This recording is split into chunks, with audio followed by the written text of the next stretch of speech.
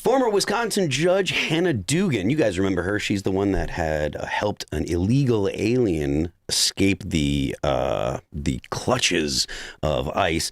She has avoided jail time for obstructing arrest of an illegal immigrant. So we're going to talk about that. We've got some more information on the big court case, or the I guess the deposition that's going on now, I think, of Charlie Kirk's, what was that? It's a pretrial hearing. Pretrial hearing, my bad, of Charlie Kirk's suspected assassin. The roommate has been given immunity, so we're going to talk about that a little bit. There is some big news about H-1B visa fraud, right? Like, there's a big investigation that's started by the Justice Department. I think they should just end the H-1B visa program altogether, but that's just me. And then we're going to be talking about the war in Iran again, because, you know, it just never ends. It's just going to be bombing. But before we get into all that, why don't you guys head on over to Bunker Branding. We've got the Ian's Betrayal t-shirt available. You can get all your Timcast merch there. This happens to be my favorite, probably because it's got me on it. I'm a little vain and like that. But you got Ian Crossland, Tim Carter. I think that's Tate back there. Is that who else I think is it's that? Tate or Mark, maybe.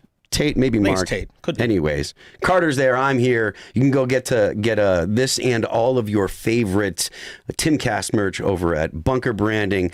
So smash the like button, share the show with all of your friends, with everyone you know. And joining us tonight to talk about this and all sorts of other things, you know where you love her, Lauren Southern. Thanks for having me. Who are you? What do you do? I am a documentary filmmaker, been on the show a few years ago, and I recently wrote a book called This Is Not Real Life, and now I'm here in Vegas. I was here to talk to Tim, but he's not here, so don't know what to do with that. So we're chopped liver. Lisa's here. Hi, I'm back. I don't know if you're going to love that or hate that, but here I am. Ian's here. Is the book This Is Not Real Life about the internet? It is about the internet. That's pretty cool. It's about the internet. It's about all of the kind of drama behind the scenes in the political world, what's really going on. I only say I was here to talk to Tim because I'll be honest, the last episode of Timcast I watched was the episode where he reviewed my book and said I was lying about everything. Oh! So I wanted to confront him on the show and show him all the evidence that I was telling the truth, not just for myself, but for the 40-plus other victims of the Tate brothers and their human trafficking campaign. But not here today. I will talk smack about your book, and then you can go ahead and reprimand me. Carter's in the back. Hold on. What's up, everyone? It's so good to have all of you here. Lisa, Lauren, Ian, and Phil. Let's get into it. All right, so we're going to start off with this story from Fox News about the Wisconsin judge, and then we'll get into the drama. So, former Wisconsin Judge Hannah Dugan avoids jail time for obstructing arrest of illegal immigrants. Former Wisconsin Judge Hannah Dugan was ordered Wednesday to pay $5,000 fine for obstructing the arrest of an illegal immigrant at a courthouse, but will not serve any prison time at all. I think this is a situation where an otherwise good person, upset by immigration policies in this country, made a bad decision in the moment, said U.S. District Judge Lynn Edelman. Dugan, 66, was convicted of felony obstruction last year after federal agents attempted to serve a warrant to Eduardo Flores Ruiz on April 18, 2025. She was acquitted of concealing an individual to prevent an arrest, a misdemeanor. She faced up to 5 years in prison. Prosecutors had asked that Dugan be sentenced to between 15 and 21 months. Look, if you are actually aiding and abetting a criminal and you get charged with a felony, you should go to jail. Right? Like that you shouldn't be able to avoid jail time just because you're a judge. What do you think, Lisa? I wasn't really honestly paying attention, so I have a question. Is she allowed to still be a judge? No, she's been disbarred. I don't care about. So then that's a good thing. I do think she should be penalized. I think she should be penalized. I think that people keep getting away with a lot of things lately. It's felony obstruction. She was found I think it's of. a disgrace. But our justice system is obviously extremely broken in more ways than one, and I don't see it getting better anytime soon. So you have all these activist judges, of course, or DAs and all that. Of course she's going to get let off. It's like, I don't know why anybody's surprised. I mean, like a $5,000 fine. I don't know exactly what That's a judge. not enough. No, but I don't know what a judge gets paid. But I imagine it's probably either six figures or approaching six figures. $5,000 seems very, very, like it's a very small amount for something that's a felony, right? Sounds like a slap on the wrist. Yeah. guys, we have to address this Lauren thing now because that's all I can think about. And this doesn't mean anything. Like I need to know. I need to know right now. Like I'm sitting here and I'm like, I need to know. I respect that. I like that. Look at this. You can't just like put an elephant on the table and like go over articles and pretend like. I thought you were going to do it for a minute. I was very impressed. I was not. Lisa has very little self-control. No, it's not that I have self-control. It's just like the audience. No, I heard know that. you don't have self-control. But anyway. Not like I have self-control. Keep going. It's like the audience heard that, right? I heard that. I'm shocked. Lauren did say, I bet right before we started, she goes, I bet you don't have any idea what I'm going to say. And now I was like, no, I pretty much do know you, Lauren, right? No, I did not. You were correct. I really respect that when we were talking, you're like, we've been going over the same 10 topics on this show over and over again for the last decade. 10 years. I mean, for like the last 10 years. Well, the truth is all politics is that. Yes. And it is 100%. I was complaining that like, I don't maybe not have enough anything to really contribute because we've been having the same conversations and about it's the same topics. Dialogue tree where you can't watch political content anymore because you can predict every single thing every exactly commentator is going to say, because if you go off the plantation of the 20 potential talking points, you could get kicked out of the small pool of commentators that exists right now. I don't even know if it's that. I think that people are so ingrained in how they already feel that like they stick and they don't want to change or they don't want to evolve, and then they drag their heels. They're like in the trenches and they're like, no, this is my position. And like,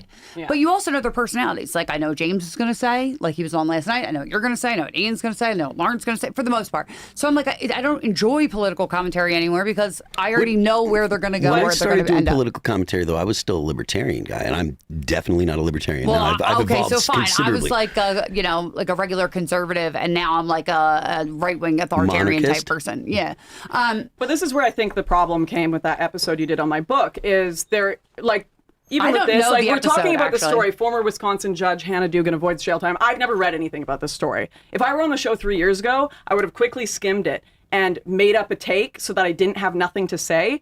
And I saw this with the episode that you guys did on my book where you talk about my allegations against the Tate brothers. Well, and you say... first of all, let's say I wasn't on that one, and You were on that one, actually. I was? Yes. Was I? Or maybe it was the after show that you were on. I can't remember if you were, but think I Tim was said not on Lauren it. is lying. I think she's lying because she did this to make money. Now, I could come I out need this with episode. a month or two of YouTube video ads and make more than I made off my entire book in over a year. I That's don't the understand truth why of you it. wrote that book. Why No, did wait, I what- write that book? Because I wrote it for me when I was younger. I actually just got an email 2 days ago from a young girl who said, I used to watch your videos when I was younger, and I fell into kind of believing everything in the media world was real. It almost ruined my life, and I read your book, and it helped me get out of that. That's so fair, I but wrote it it also- to help people understand I that. felt bad for you when you wrote that because you got a lot of backlash, right? Yes.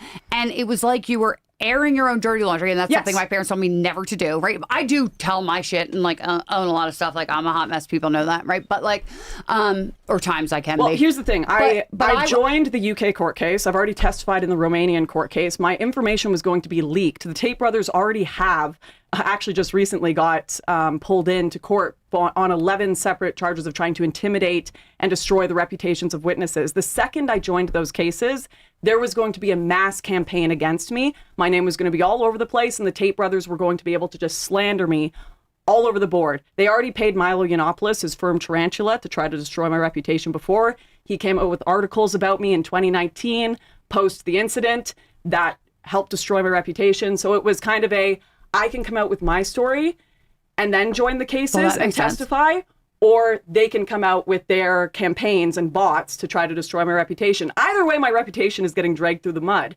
But I was the only one with but if medical you own evidence from it, the time. then if you own it, then it's then you own it. Then at least I get to that. tell my story. So I had medical fair. evidence from the time. Somehow I was able to predict years before they were famous that his MO was strangulation. 3 years before the Vice article came out saying that's what he did to all the other victims in the UK. It would be literally impossible for me to get a DeLorean and come back in time and decide to make up all this and make a medical report and know the MO just to sell a book that I've made barely any money off of in 2025. Can you give a little context for the viewers that aren't familiar with the situation about what you're talking about? Because there are people in the chat that are talking. They're not sure that. So, if you don't know who Andrew Tate is, somehow he is currently on trial in both the UK and the US for something else, and Romania for sex trafficking. He ran a webcam industry where he brought girls in, convinced them they were in love, he was going to marry them, took their passports, and made them do sexual content. The charges are against There's 40 plus victims, both in the UK and Romania. And some of them are underage. They just recently, actually, it was just the last week that it came out that they made over $1 million on a 17-year-old that they were sexually trafficking and sleeping with. And I didn't know at the time in 2018, but Tommy Robinson brought me out to meet Tate, claiming he was going to be a business investor for a kind of right-wing company we would make. And I went to it's all very convoluted, but we went and had this business meeting. It was a total disaster. Tate and his team call and say, Lauren, we'd still like, this was in Romania at their little compound. Yeah, but what year? This was 2018. The very beginning, like January, February 2018. Okay. And then they invite me to a club. I have 2 drinks, get completely wasted somehow, like blackout drunk. Tate brings me back to the hotel room, strangles me, assaults me. Crazy incident. I go to a hospital. I report it. I don't want to make it a big media deal. And then years later, he starts going viral online for having human trafficking, mass assault, rape cases, all these things. And I'm feeling guilty as hell because I know I have contemporary medical evidence and text message evidence that I could give to the courts. But I don't want to deal with the online shitstorm that's going to come from that. I'm literally the girl who built her career on, I'm not a feminist. All these women are lying, da-da-da-da-da. So I sit on this evidence for years and years and years. And eventually, after various kind of career incidents, including the Tenet media scandal, my text messages with Steven being released, all this kind of stuff, I'm like, why am I sitting here on this pile of lies that I'm telling that make me miserable? I need to just tell the truth about all of it, join the court cases, take a step back from media and get my head back in order, because I think all of this is kind of built on bullshit. But it's not even about me. Like, to me, I don't care if people are sympathetic with me. You can hate me, love me, don't care anymore. There are 40 plus women that are victims that needed my evidence, that needed my testimony out there, and I'm happy to help them. And on this show, I don't think Tim did any research on the case. I don't think people read, because no one reads the headlines. It's just so quick hit news. All of these podcasts, I don't even remember. I mean, exactly. I'm being no one honest, remembers. Like, I don't even and remember I'll be even talking honest, about. it's selfish. It's like it personally affected me. The headline stuff. Oh, we're just going to read the headline, give a hot take on it. Well, that's a friend of mine of 10 years saying that. It personally affected me, and that's when I started caring, which is fucked. It's fucked. I'm going to be honest. But before I knew you, okay, right, because we met, probably 2022, 21, something like that, like in person. I had, I worked with Tommy. I started working with him in 2018, and then it wasn't, but he was in prison, basically, so it wasn't until, like, he got out in, like, October, November, so that was after your incident. However, I had heard things about you prior. I'm sure you had. Prior to meeting you. And the stuff with the Andrew Tate stuff wasn't that, wasn't anything really bad. It was just like, Lauren was there and she was, kissing him outside his door, and, like, she was really into it. That was basically it. Yeah, right? That's the story Tommy told. And then he also went publicly after and said that I traveled back to Romania to see him again. Now, the problem with Tommy's stories and the way that he lies is he'll just go a little too far. He said I went back to Romania in his debunking. Unfortunately, I have evidence that I never returned to the country. I have travel documents that show that. And I've submitted this and I've publicly posted it, and Tommy will never respond to that. He couldn't give a date I went to the country because it would overlap with another place I was publicly. He lied. But he lied, and he will never respond to me. But I could say that. So wait, I'm going to say this. But I could say that about kind of like the Kaylin and George thing. When you said that, like, Kaylin and George were mad, like Tommy was mad when you came back because Kaylin and George were working with you and they weren't there.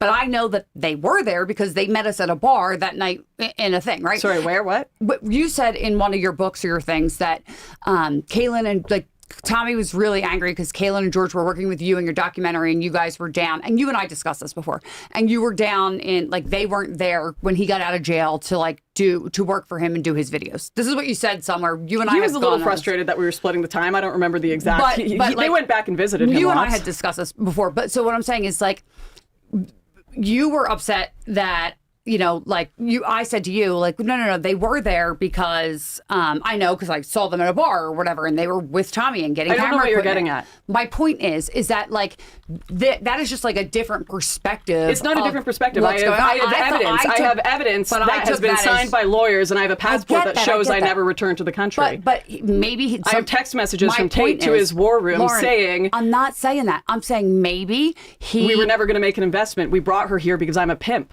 He said this in text messages that I have and I published. Tate.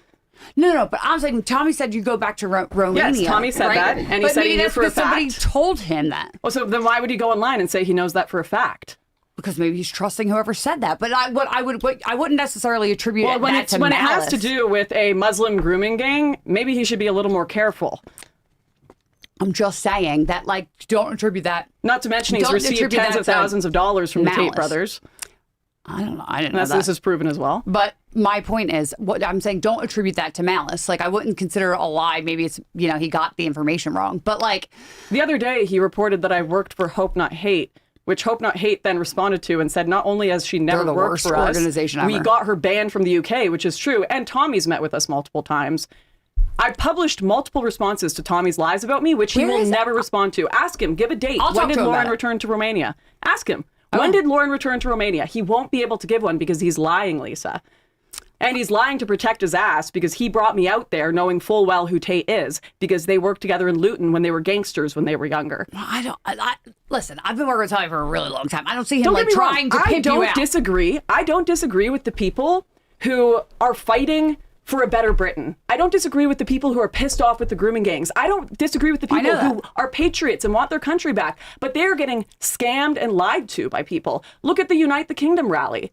The UTK coin that was rug pulled immediately after the rally by Tommy and his friends. Dang. That's insane. This is proven. Okay. How much money was lost in that? It was. You can go look at the data on that. Pimlico Journal did a huge piece on it. They're just fleecing. It's Groundhog Day of fake court cases over and over They're not and fake over court again. cases. Yes, they are. Lauren, I'm involved in them. They're not fake court cases. I What promise you happened? they're not.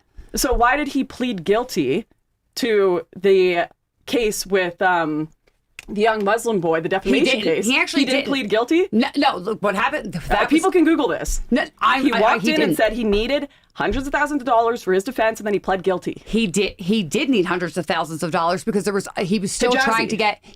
trying to get silenced out is what the case was, right? Have you read the Hijazi court case? No, I haven't read the court case. So no. you're I was involved in it, helping but you him haven't with read it, 'cause I'm I've read helping it. him. I'm helping him get his lawyers because I was involved in a lot of that stuff because I was there when we first met Bailey and interviewed Bailey and So all do you of know that who stuff Bailey happened. is? Yes, I know who Bailey is, and I know Who is his mother. Bailey? Bailey's the kid who got the waterboarded or whatever. The kid. Do you know who his dad is, or his brother is? He doesn't even. I don't care who his brother One is. of Tommy's very good friends, Reese, Tommy who they never- did dealing together with. Let me just say which this. is why he came out and defended Not Bailey. true. Reese, we didn't even know them because when I was there that So time, you're saying Tommy doesn't know his brother? he didn't until that day. He didn't know it was. I swear to you on everything I love because we had just met He'd them. never met his brother Reese. No. Okay, because he has posts online of showing they were best mates together. No, that I'll I'm post telling you after right this. now. When I went up Reese there to McLaurin. Huddersfield, we were introduced. That's totally fine. I'll post it on Twitter after this. We were He's got- they're introduced best to mates from Bailey. back I was in the day. introduced to Bailey and his mom. I'm the one that found the Airbnb for them to stay at when they were being attacked and all So of the that. girl who said I that helped- the girl who said she was attacked by Jamal Hijazi when they went to court. Do you know what happened? The girl who said she was attacked She in the took it hockey back. field incident. She took it back. She didn't just take it back. There was evidence that it didn't happen. She said that she was on medication. She said that she had to go to therapy. The doctor said Because not she's only was scared she of the not people on that any were threatening her. medication, she said she went and got a hospital report. None of this was true. She was afraid of the people who were threatening her. So she made up that there was a hospital report medication that she was taking because she was afraid of the people threatening her. She changed and then her the other whole story mother because who she said her because of kids that. were attacked by Hijazi, messaged Tommy and said, "Please, I lied. I just wanted attention from you Because Please they were delete getting this post." threatened by Muslim people in the community. That is There's- why. Yes, Lauren, that's why. There's no evidence I was that there the Hijazi night we had to beat get those their girls clothes. black and blue. That is why Tommy lost the defamation No, case. there- That is why he lost the defamation case. That's fine, but what I will tell you right now, those people were being rounded. Like we had to go get their I'm not clothes denying- out of a building, I'm and not there denying. were Muslim gangs people riding around in a circle in Huddersfield. Okay, riding around us to threaten those Lisa, people. I don't deny that there was definitely probably happened. threats going on. There was threats going Insane. on both sides. The Hijazi family had to get CCTV. They had to pull the kids out of school. They had to move neighborhoods. And I'm sure the other way around, because politics is incredibly radicalized with insane people on both sides who don't read court cases, who don't care about the facts, who are willing to I was make there up for things. all of it. Tommy admitted that his initial post saying that he beat Girls Black and Blue were untrue. No, we had them. This is what they said. We had stacks of, and we brought them with us to meet them for that interview. Stacks of Facebook documents, like printouts of people saying that this is how this guy behaves. Including the woman who said that. Yes, that was in there. She lied and she made this up. Yes, and then, but it wasn't in that. When we first met them and interviewed Bailey, her retraction wasn't in there. We went and interviewed him with his original post with all that evidence. Tommy had the stacks of paper in his hand. I would encourage people to go read the case themselves or go read my article on Substack about it, because the evidence is pretty compelling if you read it. But this is like... I'm a little now lost. we're in the weeds. What's the synopsis? But my point is that... So right we now, wanted to know this is why she kind of read the book. Yeah, this is kind of a... Right now, this is actually kind of... I'm in the weeds and I'm not even smoking them, dude. Hold on. Bro. Don't take this as some kind of insult. I like let lying. me finish. Stop. Enough. This has kind of devolved into an argument between two people about a third person. Right, and Tim's not here. No, it's not even about Tim. It's about Tommy's Tommy. I need a bottle opener. This is very important right now. Boy. Oh, God forbid Andrew's not here. No wonder why you wanted the booze. God forbid. All right, so the point is, so you wrote the book, and then Tim said that you were did he say the words "you're lying"? Yeah, he said I think she's lying.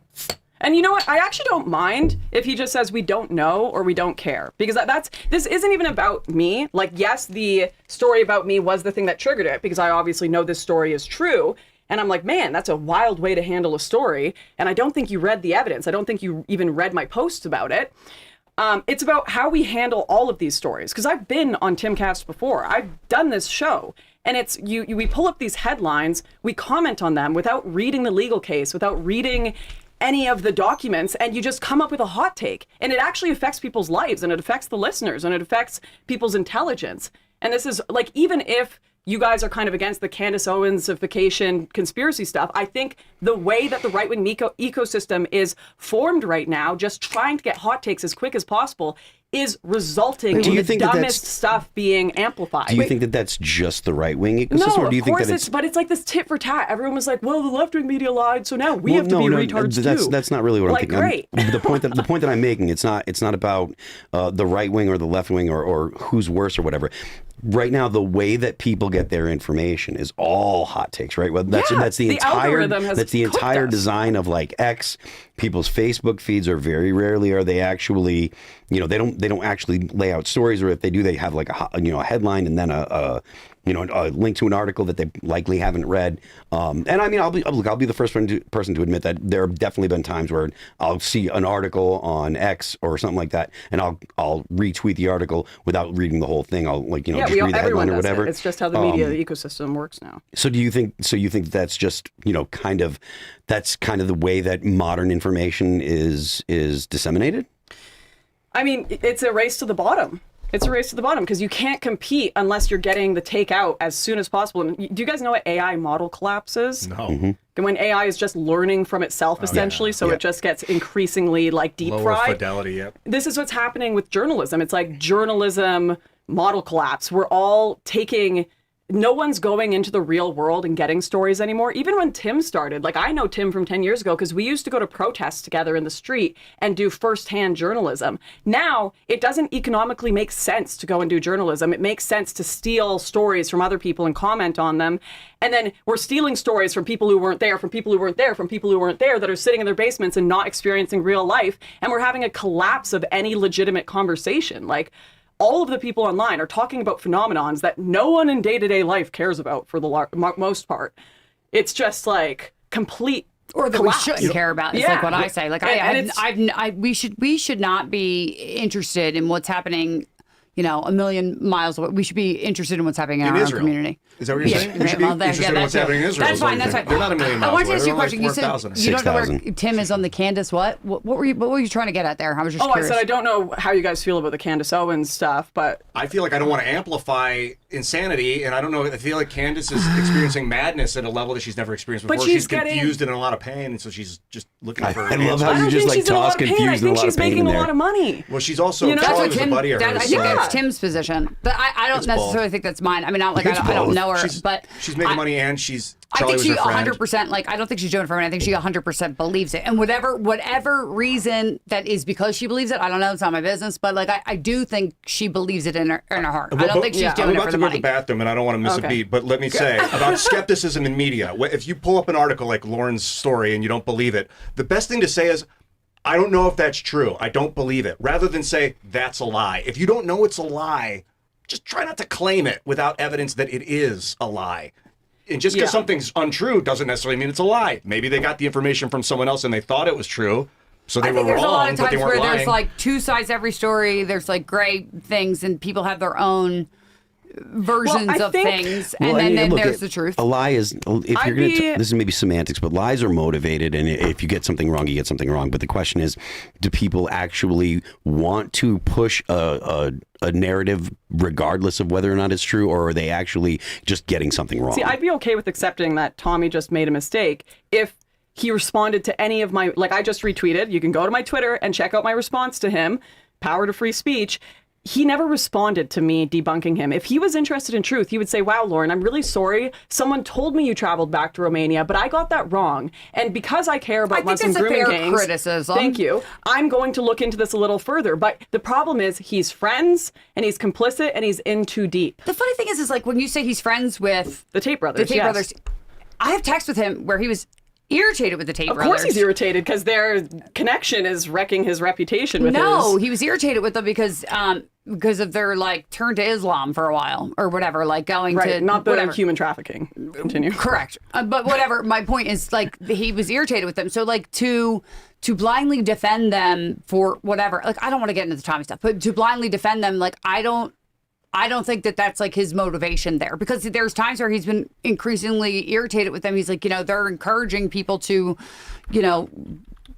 turn to Islam and things like that. They were for a period of time. I don't think they're doing that anymore. Yeah, but that's all an act too. That's all a paid for act. Just like Tommy gets paid to promote the IDF or whatever. Everyone's getting paid.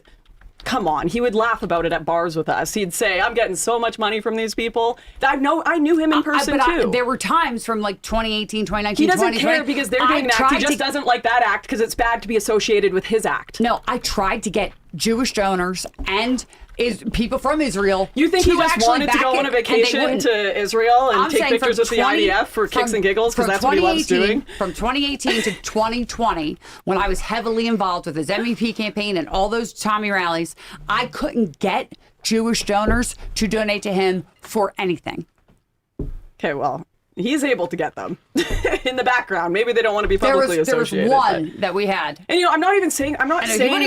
I'm not saying that as like the Jews, blah, blah. I'm saying this as in like everyone in this space is being foreign funded or corporate funded right now. Like it's over 50% of the people in, like, I do believe there are political groups. Like I think Timcast, they came from kind of the original crew of political influencers, made money organically for sure. Daily Wire, they're American funded, but like, all of the tons of the dissident media, which were supposed to be attacking the mainstream as being controlled, are now entirely foreign funded and controlled. Like the amount of money coming, I mean, look at the Russia stuff. Okay, look at the tenant media thing. Yeah. All right, we'll talk about tenant media. We got the deal with tenant media. I ran the Culture War show that was exclusively on there. Tim didn't even know who the guests were till Friday. Okay, nobody told me. The only one person they ever told me to book was Savannah Hernandez, and I was like, no. Right, but the idea of the foreign funding isn't we're going to tell you what to do. It's they find people who are against the mainstream media because the mainstream media are against Russia, and they try to amplify those people. And I'm not saying like just because this is what I had to say in my Parliament hearing with the Canadian government. They're like, well, you were paid to say. You did really well on that. Thank you. You were paid to say that Canadians have problems with grocery prices and immigration. And I'm like, I wasn't paid to say that. Those are genuine problems Canadians worry about, right? Those are real problems. But there is a truth that when Russia or China or Israel fund certain people, even if they don't know, I think most of the time they do, there is a purpose behind what they're doing. I've heard this argument, though, that it's like, you think they just did it for no reason? No, but I've heard this argument like, okay, if Russia likes your positions, then maybe you should realize that and reevaluate your position. So I've heard that. I don't agree with that. I've heard that, right? And I'm thinking, well, that's ridiculous because this is legitimately how we feel. These are the debates that I set up that I thought people would want to see, that I thought were important to have. It was both sides of the table. And guess what? The side that I preferred lost a lot of times in a lot of those debates. So, like, I don't think that's, I think what they want to do is they want to grow. This is what I'm thinking in the end they wanted to do with Tenet was grow a platform big enough, right, to where it started getting attention, and then they could insert whatever they want on an already big platform. Maybe that was it. But I don't think it's like, they liked what Tim was saying so much. And no, I don't think it was that. I don't think it was that either. To Lauren's point, though, like the foreign influence and stuff like that, I mean, you do see it. You think anybody we know is influenced by Russia? Let me get a word in here. The point Sorry, that I'm boys. making. This is a girls' show now. The point that I'm making, because right now, Hassan Piker's under investigation for ties to China, and there's definitely a lot of that kind of stuff that comes from the left. There's allegations. Everybody loves to blame Israel for paying everybody, and there are definitely people that are very pro-Israel and stuff. So the idea that all of the I guess independent media is somehow on the take, I think that's overstating it, but there's definitely a significant portion of the independent media that's I know Qatar gives a lot of money. I do know that. For sure. If you rely on ad revenue, you're basically compelled to the corp. Well, it's crowdfunding. That's not what we're talking about, though. We're not talking about ad money. We're talking about like actual foreign influence from countries. But even for tweets people send, like there are people that work within the political space that are given large sums of money just to talk to influencers and say, hey, tweet out that you like this candidate. Tweet out that you, and I've been contacted by these people. I know people who get tons of money doing this all day long, and none of it is ever going to be discovered until maybe like 10 years from now. It's like any sort of crazy theory. We find out the CIA was doing XYZ like 50 years later when they release the documents or do the actual studies. And when you're in it, and I've lived in the media ecosystem for 10 years, like it's so scary because I see it and I see all of the stuff that the public don't see, and no one's going to talk about it because we're all benefiting too much. There's too much money to be made. Let's take. I want to take this example. People love to say that the NRA pays a lot of people. Of course right? they do. But who doesn't? But the point that I'm making is the NRA tends to find people that are already pro-gun and fund them. Yes. Right? Do you think that the situation is, and I think that that's probably the most likely the situation, right? Like if China is somehow involved in, or China or Cuba are somehow involved in giving Hassan Piker money, they're not giving Hassan Piker money to change his opinion. He already has these opinions, and they're just trying to promote him. Yes and no. So, like in 20... So the point that I'm making is how disingenuous is it if people are like, oh, this person has these opinions, so let's promote them, and we'll But I think it's more convoluted than people even give it credit to. It's like Inception, because I remember in 2018, I was invited to Russia, and I went there that summer, and I was invited there by a Belgian politician who, like, I paid for everything, but he just kind of made little suggestions here and there, and he kept insisting, go to the Donbass and do a story on the Russian oppression there. You need to do this. I can get you military access, this and that. It felt way too weird to me, so I said no. I go home. Years later, I find out he was a Chinese spy. He was arrested as a Chinese spy. And not only that, years later, I find out, oh my goodness, Russia has invaded the Donbass based on this exact reason he wanted me to do a documentary on. So that could have felt very genuine. Oh, I have this person that lives in this region telling me I should do a story on this. I'm going to go do that story. Little do I know, I'm doing pre-war propaganda for a foreign nation, right? So it's like, there are people that are, I think a lot of people are doing it knowingly, and I think a lot of people are being influenced unwittingly. The bots too, massive audience capture. People are being pushed to have certain opinions by people paying thousands of bots to say, you're a dumb whore if you don't say this. You're a cock if you don't say that. And it affects, we're all psychologically prone to be affected by this.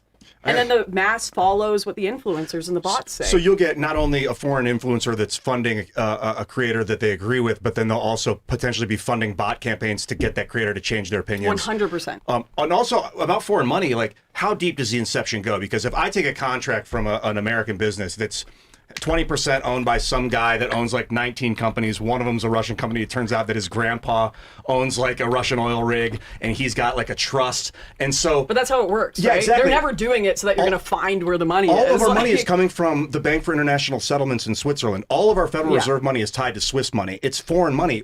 This whole American system is propped up by foreign money right now. I know it's a little more esoteric. We're not talking about direct funding from like a British oligarch, but Yeah. it's like you got to kind of, if you don't, but the thing is also you kind of have an obligation to due diligence, where you have to kind of be like, hey, where did you get your money? Where did that guy get his money? And like at some point you're like, come on, I don't care where your investor got his money from.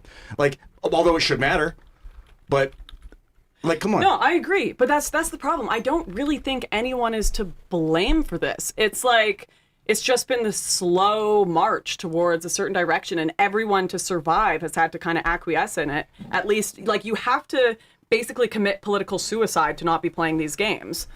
I think crowdfunding is where it's at. If you can get people don't trust 1,000 crowdfunding anymore because there's been so many scams. I used to do crowdfunding back in the day, and then it was like scam after scam after scam, and crowdfunding is getting more difficult unless you have like massive media backing already. like a monthly fee, like $9 a month through and your website. Yeah, but that's where I think stuff like Timcast and others have managed to build themselves a little more organically from the beginning. But then even Tim got caught up in the Tenet stuff, and even audience capture is still there. And then you have to acquiesce to the culture of clickbait to remain relevant. So it's everything is leaning in the direction of we're intellectually screwed. Like become part of the machine or fade away. Yeah. Or start an entirely new technocracy that, I mean, I do have faith in Elon's X movement with You have X. faith in Elon's X? I think he's starting his X. His X runs deep. Statement right there. Because That's, this totally corporate different. governance coming out of Switzerland is like it's an inevitable force rolling towards us, dismantling nationalism. Yeah, guys, we got some breaking news here from. Sorry, guys. That's all right. Well, we've been expecting this, actually. Yeah, from NBC, Grant Plattner drops out of Senate race, allowing Maine Democrats to replace him. His decision comes within days of a key deadline, allowing Maine's Democratic Party to select a new candidate to face Republican Senator Susan Collins in a critical contest for Senate control. Hey, Carter, let me have that. This here for a second. We're going to play this. Do we have the video? We have there's an X video that we have. Here we go. Let me grab this real quick. And then I'll give it back over to you, Carter. How Sure Will thing, just dude. does that whole right turn. Well, you know, I mean, it's breaking news. I And so got breaking jobs. news, Graham you know. Palantir. So we're going to go ahead Love and this guy. let's see. Play this. Get some audio on that. Yeah, let me get the mouse from you. Yep. Let's take her back to the beginning. Give it to me, Graham. Make sure we got the tab unmuted. I feel for this guy, we go. dude. He I got don't. steamrolled, bro. He did it all. He did it too. What are you talking about? He I did it to know. himself. It's like, true. He's the guy that got the Nazi tattoo. He's the guy that was sexting with, allegedly sexting with women that while he was married. He's the guy that had a Kick account, you know, which is a platform that generally has people underage. This is all like his own stuff. This has nothing to do with. There's no reason to feel bad for him. Shout out to Kick, by the way. Well, you know what? Graham Plattner isn't here, so we probably shouldn't talk about it. Talk about him behind his back. Oh, he's not here. Man, I don't know what you're talking about. This whole like. We have no audio on this. Apparently, You were just mentioning no. like Here, try this. the commentary industry. It is a not little working. facetious because like we're changing the world in real time as we talk about what's happening. It's not like it's in a vacuum and we're talking about a piece of plastic on the wall over there. Like Graham might see this show tonight later, so like whatever we do here is deeply impacting. I mean, but the point is, like, this is actual like news from Graham Plattner. We're trying to get the audio. I don't think Give me the we- audio. Okay. We're let's trying- get the we audio. have What do you a problem guys on think that. of this, though? What do you think of the accusations and everything? I think Well, it's they're weird that accusations. the left didn't care about them when it came from a Republican woman, but as soon as it came from a socialist lefty woman, now they care, and now it's believe all women, and now they believe him, and now they want him out. But that's really only because he's How it all losing. works, yeah. Well, I think It's that, because he's losing. It was a girl he was dating. I don't think he's losing it. Like, No, he was behind. He's Was he definitely behind? behind. well, I think. Look, I mean, honestly, like he has enough. Any of the individual allegations against him were probably enough to tank a candidacy. 10 years ago or so, whether it be sexting or whether it be Before the internet. Yeah. What? Definitely before the internet. Like Well, I mean, honestly, to be fair Monica Lewinsky. yeah, honestly, before Donald Trump, right? Before Donald Trump, this was kind of the thing that would end a career, or at least any one individual allegation was enough to end a career. And now, it takes significant, continuous allegations for him to finally step down. But like this kind of thing is nowadays it takes so much to get someone to be booted from a campaign, Man, I do think that a lot of that is because of Donald Trump. It's just because Donald Trump has been so like, I don't care what people say, I'm going to keep doing it. Partially it's because I think partially it's because of Donald Trump, and also partially because the left has been so good at sliming even people like Mitt Romney, right? Like Mitt Romney was called a Nazi. They were saying that Mitt Romney intentionally killed a dog, and Republicans just kind of got to the point where they were just like, no, we don't care what you say because you're going to say all these things anyways. And that's a sentiment that you see online a lot, right? A lot of the people that are like, oh, you're a racist, blah blah blah, and people are just like, look, unless you have some actual thing that I've said or whatever that's actually racist, I don't care what accusation you throw at me. Just because you say, oh, this policy means that you're a racist, I'm just going to disregard what you say. That's kind of where we've gone, and that means that allegations like the ones against Plattner and stuff, like they get kind of taken with a grain of salt, and it takes things mounting over and over. Before we were talking about the show, we were talking about male and female ways of like tearing each other apart, and one of them is, I said, female version is like character assassination. This is a very feminist. This whole like cancel culture thing is a very feminist. It's not necessarily feminist, more is feminine way of like dismantling your opponent. Yeah, but it's on the internet. You can't expect people to be like, oh, I'm going to go physically get into a confrontation with this guy. It's like when you're dealing with posting things on the internet, you don't have any other recourse other than to say, well, this person is making these accusations, so I'm going to respond to these accusations, etc. The internet kind of fosters that kind of interaction. Are you okay? Wow. I'm just fine. Okay. Yeah, she's fine. Okay. Tension. She's why? What tension about what? No, that's in your head. Unresolved. She's totally fine. Lauren can handle herself. She's totally She's got fine. more to say.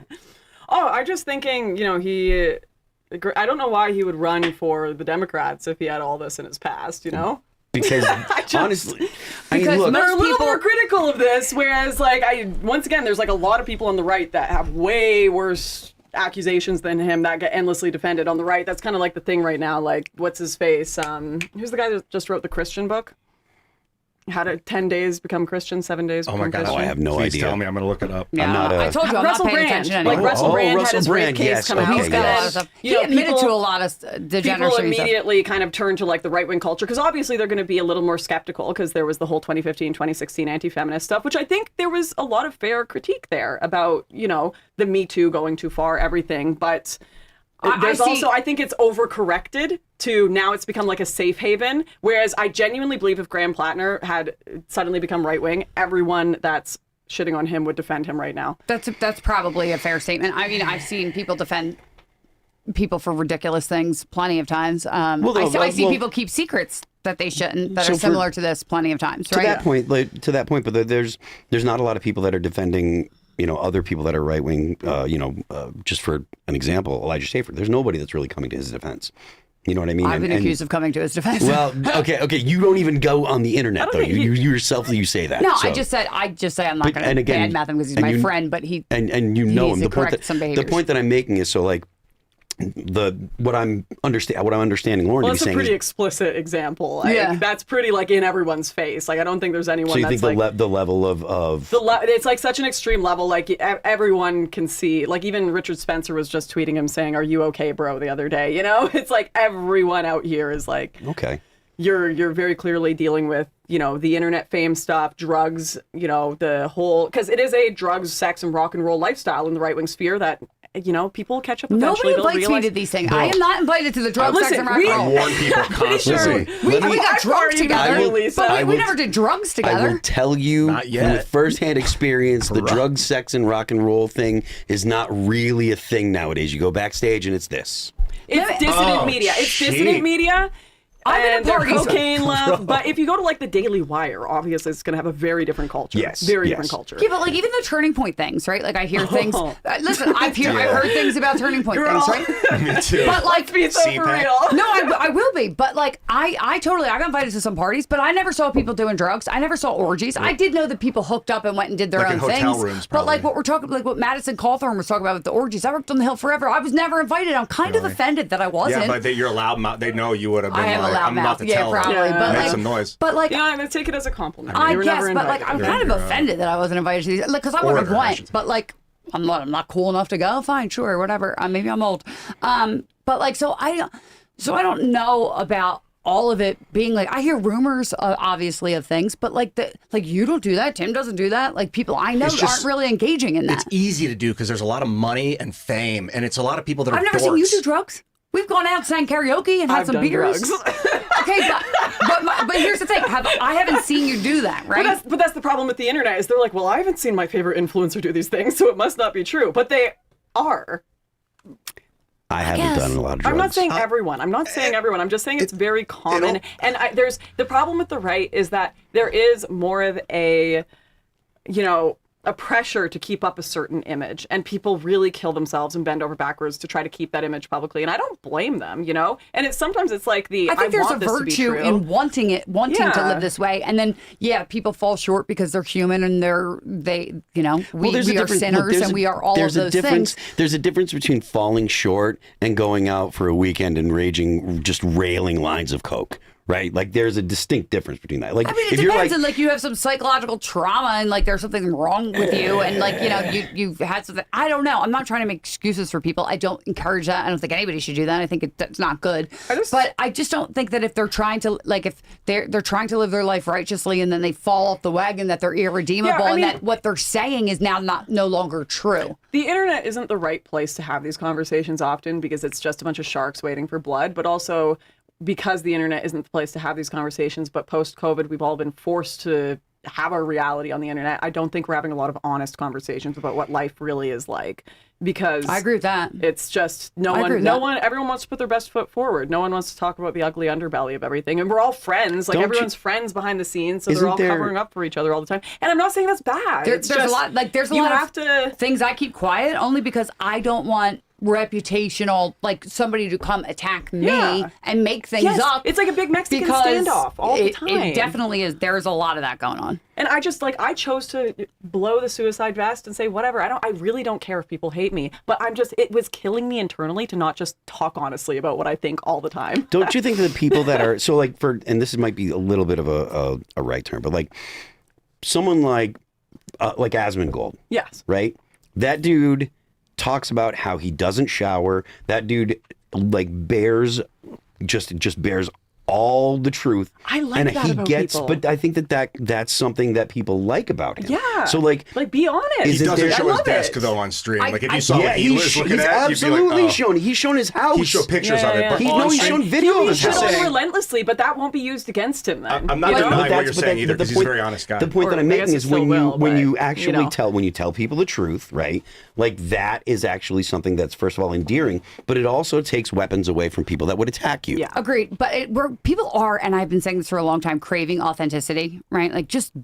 There's so many, you look at the Fox News types or the, buttoned up people right in front of their things, just reading a teleprompter. People don't want to see that anymore, and they want you to be real, and they want to feel like they can trust you. And if you say things like, I don't shower for a couple days, you seem more authentic and honest, right? That's... Yeah. It's admissions against your own interests that I believe, right? If you're saying something that it's like, oh, you're going to lose money, followers, or reputational status, I'll believe that. Anything that's not an admission against interest on the internet, it's like, do you believe it? I don't know.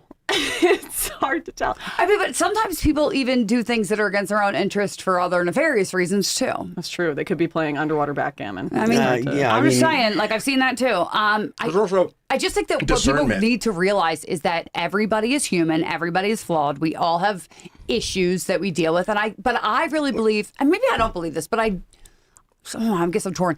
I do think that for a lot of the times that people are saying the things that they really do believe. I don't think anybody is in here saying things that they don't agree with. Do I think they do it for the right intentions? Probably not. I think this is where the problem, when we were arguing earlier, and this is what I always try to stress with political arguments, I'm frustrated and heartbroken by Tommy because he's lied about me. And I know he knows he's lied about me. You are friends with him, and this is someone you love and someone you care about, so you're going to defend him. I don't think, even if we sat here and we looked at the court cases together, I think it would be a very different conversation, but it's always so I think if I showed you some of my emotional. Stuff, too, it might be a little different conversation. I'm just saying, I think it would be. But it's like you recognize that, though. It's like no one in the audience always recognizes when it's emotions at play.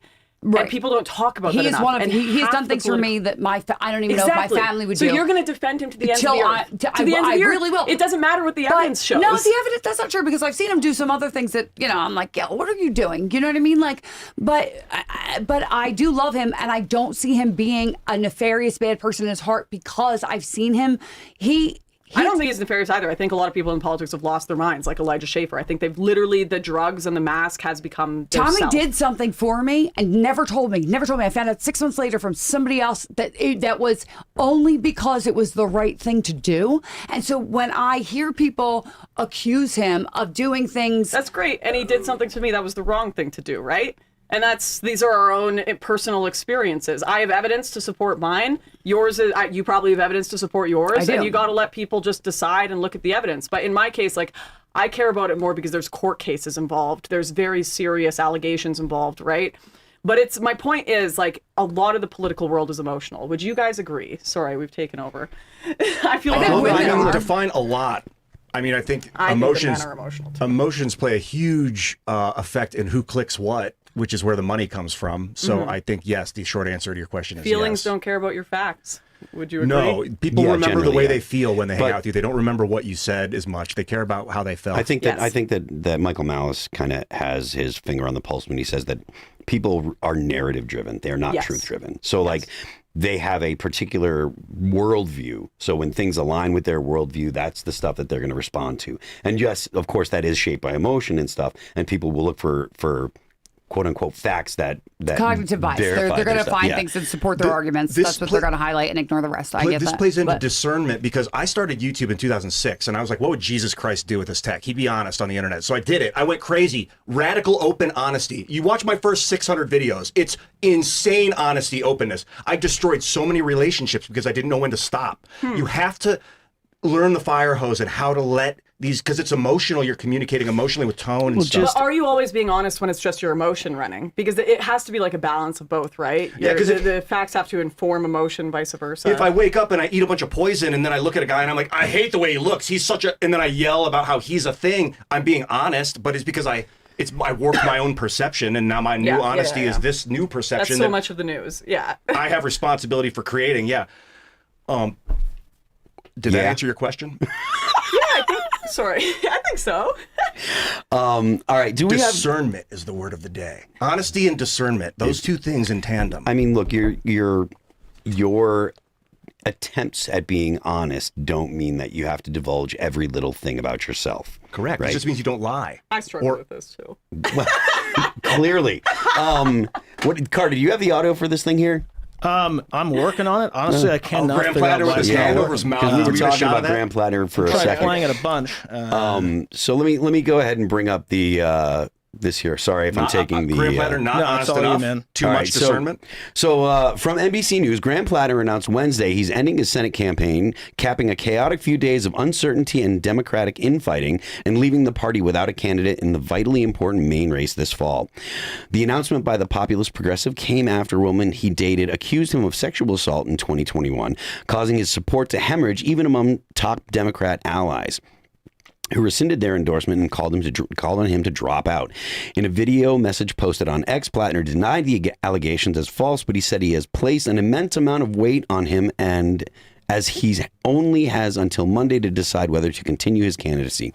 He said if he continued, he'd lose his ability to fundraise, access voter data, and run a campaign. What comes next needs to come from the people, of Maine, Plattner said. It needs to be open, transparent, and democratic. It needs to be reflecting the will and the values of the people that built this movement, which is actually kind of funny considering he said that he wants to select who is going to be replacing him. So do you guys feel like Plattner has his finger on the pulse of Maine, or do you think that he's just looking for someone that is going to be, and look, I'm an open partisan. I make no bones about it. Like, I'm anti-leftist, so just so we all know here.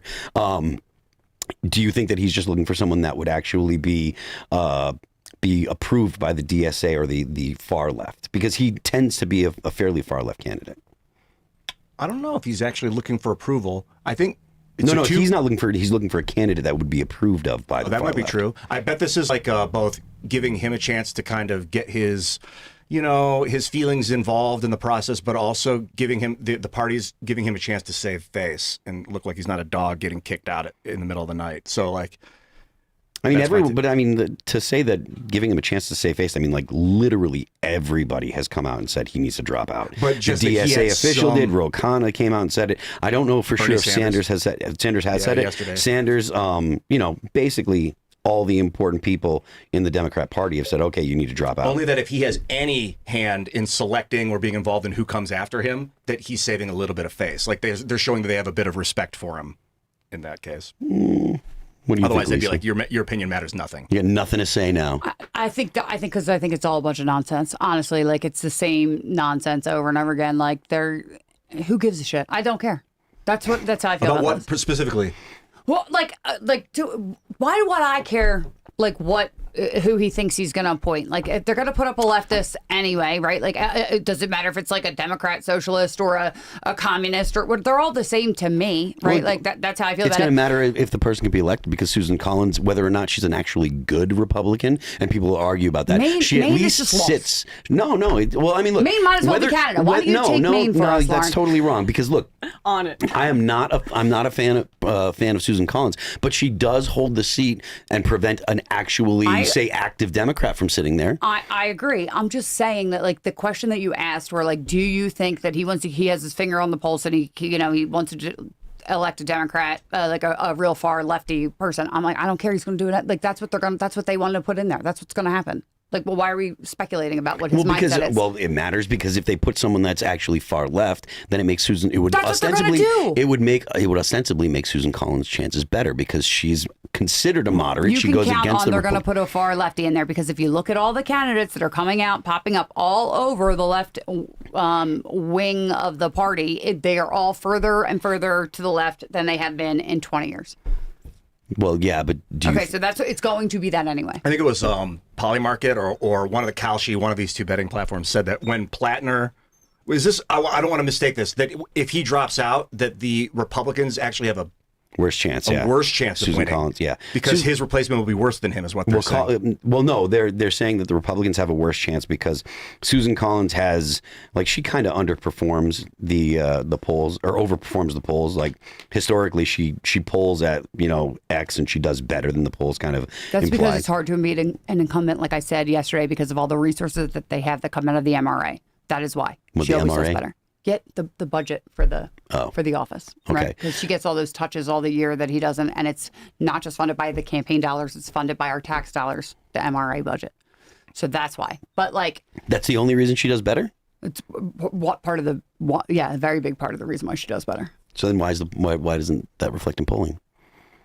Because like who have you been polled? Who are they? Who's polling? People. Well, crazy people I don't live in Maine. Well, I'm just saying. Like, when's the last time a variety has been polled? Have you been polled? I've never been polled. Right. Or no, I've never taken a poll. Let's be fair. Like an official poll. But that I know of. I don't really ever trust polls. She outperforms polls because she's the incumbent and she has extra touches. And, there's people in Maine that are not motivated by, I don't know, the internet. Like there's, older people that are not that are just like getting their mailers and happy with their constituent services.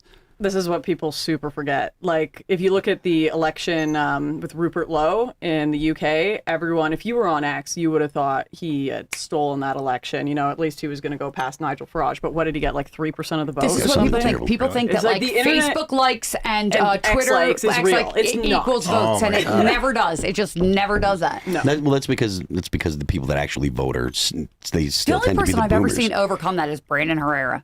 Yes. That's it. But that's because he's like a normal person. Correct. That's like the only reason he's a normal person. He was out doing like retail politics. He was actually going He was out doing getting the work. Yeah, there's a lot of going people out doing that think that they're going to get like all their Facebook likes and that's enough and that's going to move the needle, and it's not. I mean, we see it in smaller districts too. Like you'll have these Facebook crazy ladies that like try to ratio the incumbent member of Congress, and then they're like, I'm going to run. And we're Ratios like, cool. literally mean nothing. Do you think that Mr. Beast could run for president and win without a political party? that You doesn't. don't? No, Not at all. It doesn't. Because it all does- of his audience are 12-year-olds. Like, what do we do? Well, they were like 10 years ago or 6 years But ago. you don't stay a Mr. Beast fan once you like pass puberty, And he's weird.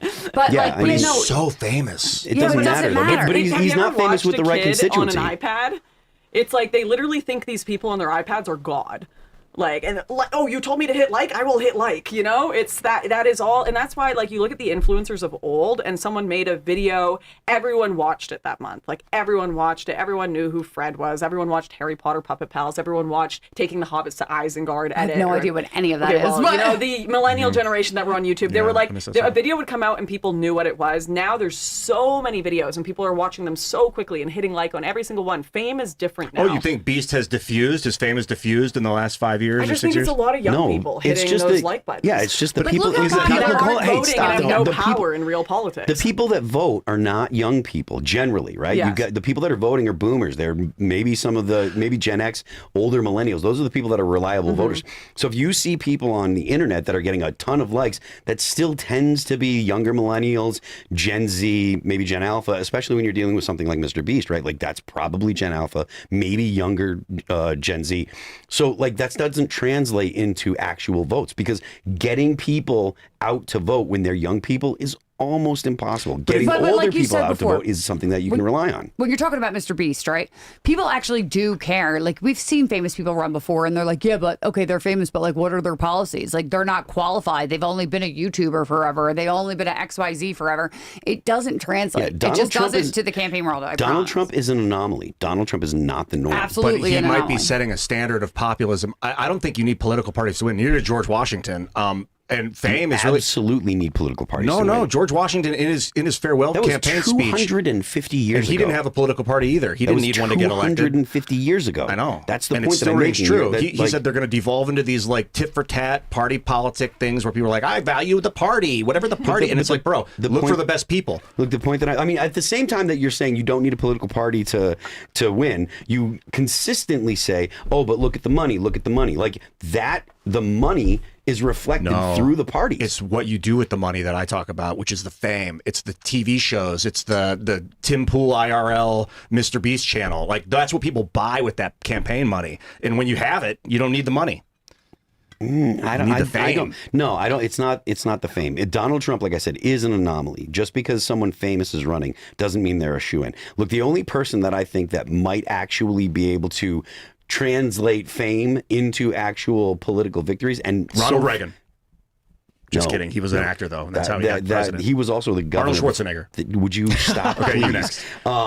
Like in the current day, right? Like I think Spencer Pratt might have some mojo to be able to get into like national politics, but not like at the president. Like he might be able to win a congressional seat, but like that's like the only guy that I can think of that has a level of fame. And he wasn't even like particularly famous. Like he was on a reality show, right? But he's got a very good team when it comes to social media, and his policies right now seem to be, fairly friendly seem to be being received by the right fairly friendly. So that's something he might be able to turn into real tangible electoral wins. But I mean, even still, like you're looking at a guy that just lost, right? Like whether you believe that the California elections are actually fair or not, that's kind of besides the point. He lost the California election, at least as far as the tally goes. So that the idea that either money or fame translate into electoral success, that's just not true. So you think it's like what happens? The reason I brought this up is because you were saying like the tit for tat behind the scenes that she's got connections with her. What is it? MRA, MOR. She's an incumbent, and she Right. didn't She get there has- because she's So famous. she has like background connections that No, it's aren't not the fame. connections. Like she has more money to spend to reach out to constituents, people that voters.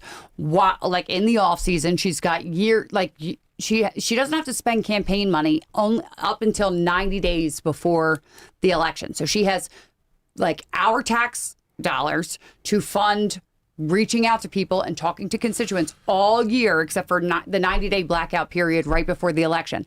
That's when she has to spend her money. Now he has to spend his money the whole entire time to make the same amount. There's a disparity between how much money and that is goes spent. for all incumbents, That right? is Correct. crazy that Yeah. a candidate can spend my money to run for office. Well, even how though I'm planning on voting there's against a them. tricky way around it. There's this thing called franking, right? And you have to get the language approved. It can't sound like campaigning, but if you send a postcard to somebody telling like our office fixed 872 passports this year and we fixed blah, blah, blah, blah, blah, and talk about and highlight all the things that you've already done to help people in your thing while it's communicating with your constituents and not quote campaigning, it still is a touch, and it still affects how the citizens of your district You're spending feel. all this time talking about your accolades as a representative or as a senator, and it's not saying, "Oh, you should vote for me in the fall," but Right. you're reminding them consistently reminding them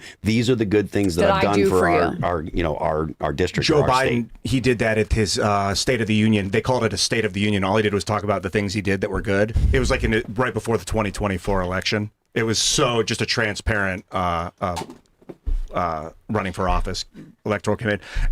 Everybody else is busy. Is what I'm saying boring, or is it true? Like you don't need political parties. You can become famous enough to win. No. Or is it just because I it's don't an think old that's boys true. club and they'll just shut you out in the background? No, it's not that they shut you out. It's just that people are finicky. Like part of Spencer Pratt, right? And they're like, "Oh, Spencer Pratt, he was on TV. Like, what does he really know about policy?" And then I saw people questioning him. And then this one guy, I forget who it was, he was like, "No, I went in and I checked on who he, was going to bring into the administration. It's like legit. Like he really has them, and they're really on board." And like people kind of put you in buckets. Like they'll say, "Oh, you don't have enough experience to do XYZ," but like the other congressman does. Like nobody knows. I studied politics for how long before I in college and was trained to do it. When I went down there, it was completely different than you would expect it to be. So you don't really know what it's like till you're down there, and nobody really has experience until they do it. Like this is part of why we were talking about yesterday with the term limits or whatever. Like you don't really know what it's like till you're down there anyway. So nobody has experience, but they will kind of put you in a bucket. Like, well, he's not a lawyer. What experience do they have? And they're the biases that the people have. It really has nothing to do with, how much they like a candidate. And or not. again, this is another thing where I say that Donald Trump is an anomaly, because Donald Trump was able to say, "Look, I have this business experience," and that tends to be, at least with the right says, "Well, he knows how to run businesses. He's got experience in the business world, and et cetera." And he also came with a message that no Republican had said. Remember, when he came down and he was like, "Oh, we're going to get rid of the illegals. They're sending their blah, blah, blah." Like, that was something that was shocking to people. And there were people that, and myself included, I didn't have a concept of illegal immigration being a significant problem in 2016.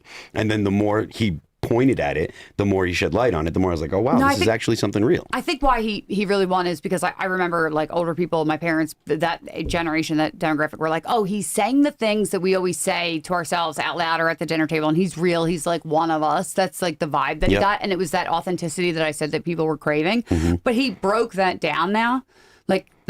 Okay, that's been done. It was a shock then, and they were like, "Yeah," but now they still want. They've reverted back to like, "Okay, we've seen that. Now we're reverting back to like, what experience do you have?" But authenticity does speak true. Like Spencer Pratt's very authentic, and I think he's if they're going to say, I think that was stolen from him. But like, it is a thing where.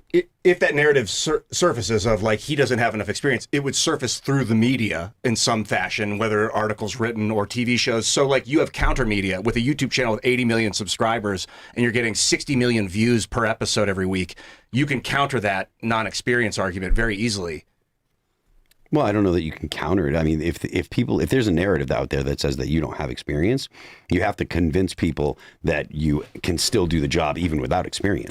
Ian's got it. Thank We you. get Lisa some water. Thank you. Oh, okay. All that fast talking, I'm like, Yeah. You were like, "Oh, I don't have anything to say," like before the show. I don't have anything to say. It's always a lie. You've got a million things to say on every topic. Lauren, fire all me the up time. over What there. Lauren has to say. I don't care. That's all I We need. both keep saying that. We don't She's care. here. She was here to take Tim to task, and now we've I don't know, stolen that from I her. just I don't feels like even- I a don't wet think- noodle because Graham Plattner's video didn't play. What were you saying?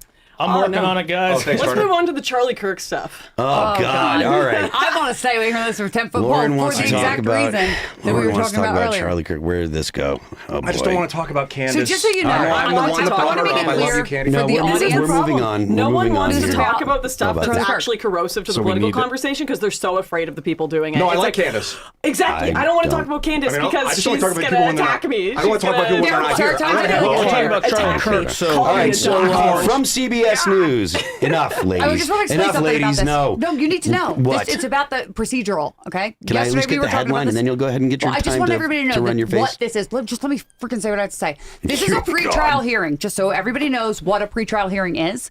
They are presenting evidence. They're not presenting all their evidence, okay? like a grand jury to see if this will actually go to real trial. Right, I don't they think a haven't lot of even people know selected a that, so jury I yet just or want to make that anything. clear before you go into this. They don't care. From CBS News, roommate of suspect in Charlie Kirk's assassination given immunity in exchange for recorded statements.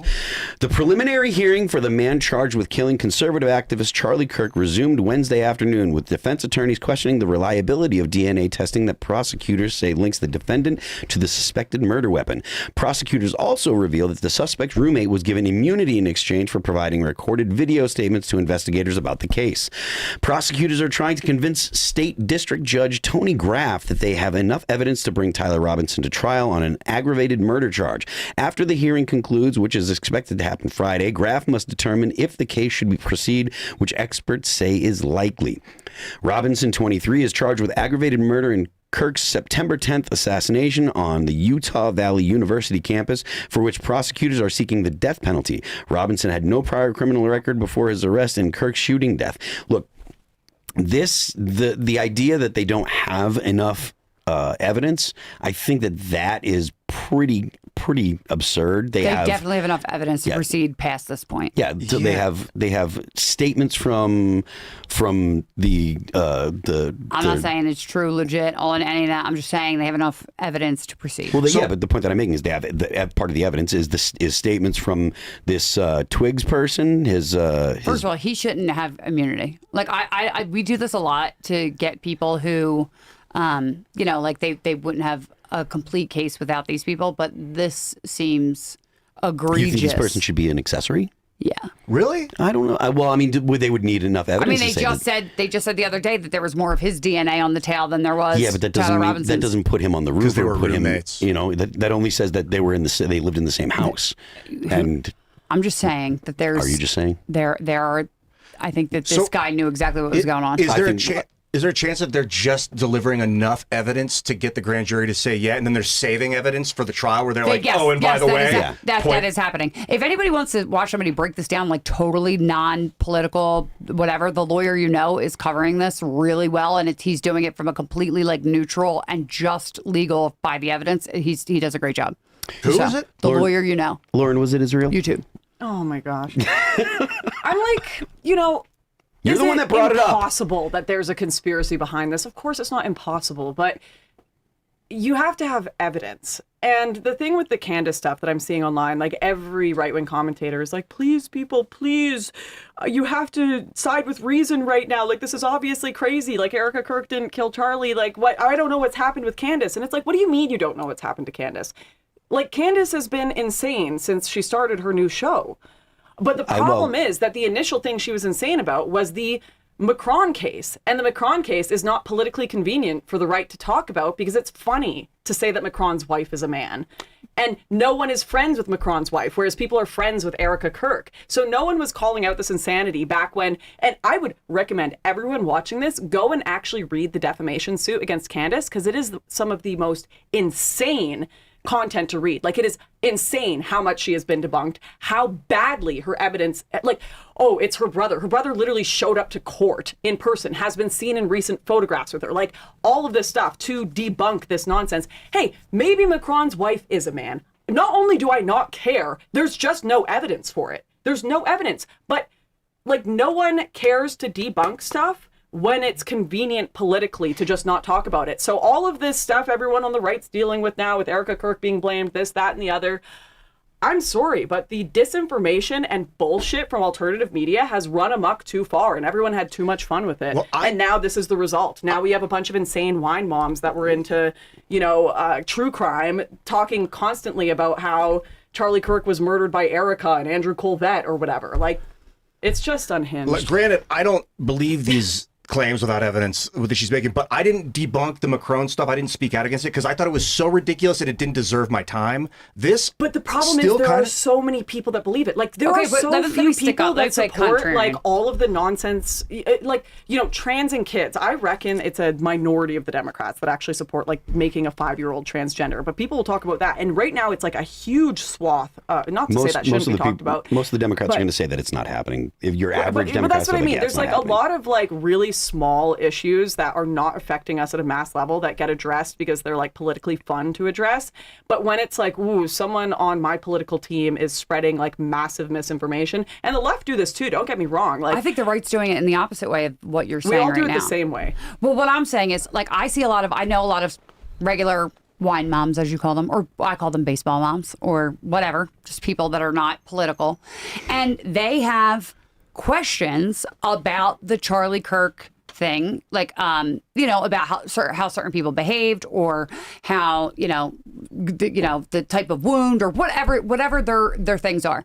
And to just blow them off and to say that that's like that the reason that they're doing it is because they're into true crime or whatever, and ignore that Candace has like this 6 million people following her for this because they don't see anything weird about what happened with the thing is disingenuous, I think. I think that people, I see what you're saying about Candace and being hyperbolic and throwing out crazy evidence and things like that. And I'm not saying that, I'm just talking about regular moms who don't even watch Candace say something doesn't feel right about the situation. And you can't blow that off. And I feel like the right wing, let me just say this, because I've been getting it from a lot of people I know. I feel like the right people say to me, people on the right, well, why can't it just be that a leftist did it? Why can't it just be that a leftist did it and they're the problem and they're bad, and that now we got to attack each other, and now we got to blame, it's a TPUSA, it's a big conspiracy, and they're pissed off that we're not just blaming it on the tranny lefty guy. Jesus Christ. That's what I'm hearing, right? And I've heard it from a bunch of people. But the problem is, I've heard it from my own friends. if you are someone that is genuinely concerned, and this is where my frustration comes in, if you actually care that much that you're watching like hours and hours of this stuff, go read the actual court cases. And this is how I felt about the Macron thing. It's like, okay, if you're so invested, you're going to watch a 5 to 6 part series about this, go read the court case. And you're going to feel like an effing moron after you do, unfortunately. And that's not your fault, because a lot of people have, I felt like a moron after realizing a lot of stuff I've promoted sometimes has been inaccurate, or this, every time I've been like, oh my gosh, not only have I been wrong, I've spread this to a bunch of people because I have a platform, but it's like, you have to be willing to rebuild your platform of reality, and deciding like one influencer is your person. They're making so much money off this. Candace is making so much money off this. That's fine, but you do have to acknowledge that there are people that are actually genuinely concerned or feel a certain way about that despite her. Right, they have a brain too. Read the court cases. Here's the problem. The people that are on the internet that are like amplifying her, like you're talking about the people that are like just the regular people that don't have a platform on their own, like they are committed to. Yes. All the evidence isn't out yet that the prosecution has yet, and so that's the thing. So when you're like, go read the court cases, it's kind of hard to do in this lead up here. I'm not saying you have to even agree with the judges. I'm not saying, but that is going to give you the most accurate information. The thing with these court cases, it's like you have two sides that are desperate. But there isn't any stuff to read right now. Hold on, but is what I'm saying. Listen, I constantly run into this on X because people love to go ahead and say, oh, well, you're just an Israel shill because you don't believe Candace. Sorry. And the point or the thing that they always say is, oh, you believe the FBI. It is when you're dealing with people that are totally conspiracy brained, it is always the next conspiracy. So like, it's not just that it was Israel. Right. If you believe the official narrative, then you probably got multiple shots, or right. It's a never-ending conspiracy. The Tate stuff. It's like, if we're found innocent, then we're innocent and we were right all along. But if we're found guilty, then it's the Matrix attacking us. Like, no matter what happens, like it's always going to come out in your favor, because that's the best way to gamble it. And it's not that it's the best way to gamble it, it's that they're committed to that narrative. Yes. And there's a lot of people out there that are very, very anti-Israel. So anything that would put cast Israel in a bad light, they're like, oh, it must have been Israel that killed Charlie Kirk. Even though if you look at it, it's really, really, really ridiculous to think that it was Israel. And looking at the actual evidence, if you the evidence they have against Tyler, like, it is very likely that at the very least it is a legitimate prosecution, because all the evidence that they have does point to him. But as soon as you say the evidence they have points to Tyler, they're like, oh, you believe the FBI now? Wait a minute, guys. Probably think that 9/11 wasn't done by George Bush, No, that's how it goes. There's other things going around too. I know a lot of people that are in the business that have issues or don't like some of this stuff around the court case about like what's going on with our TPUSA people, and they won't say it because they don't want to get hurt in the business for doing that too. Having criticism about TPUSA is not the same thing as thinking it was not saying TPUSA. I'm talking about TPUSA in relation to Charlie's whatever. They did a lot of weird stuff after. There's no denying that. So none of that indicates that they were involved in the murder. What you were saying earlier about having like, if you don't have the same opinion, then you're kicked out of the group, right? Right. Well, that a lot of the Tyler Robinson stuff, there are a lot of people on the inside that say, hey, this is suspicious, or I know this, or I've seen this, or I've heard this, or whatever. And they're like, but I'm not going to go out and say anything against Turning Point USA because I either work for them or we're friendly with them or we don't want to ruin a relationship with them. I mean, that happens too. But there's so much factual stuff that you can get frustrated on and point out. Like, I went to the first TPUSA thing post Charlie Kirk, and it was insane. You had like the selfie tent for Charlie Kirk where they were selling like hot tubs and massage chairs alongside it and $500 Charlie Kirk sequin jackets. And then, it was just weird. The whole thing was weird, felt very profit maxing. But it's like, then you see the story come out where it's like, oh, the gun fragment, the bullet fragment can't be confirmed. It's not part of the gun. And it's just the headline that comes out, and everyone starts retweeting it, seeing see, but no one reads the article. I agree with that. And if you actually read the article, it's like, well, it's because it's really difficult to identify any fragment of a bullet. People thought it meant that they confirmed that it was not the bullet. It wasn't but they confirmed that they couldn't match it because it had been deformed. People have. I agree with that. And that's the problem.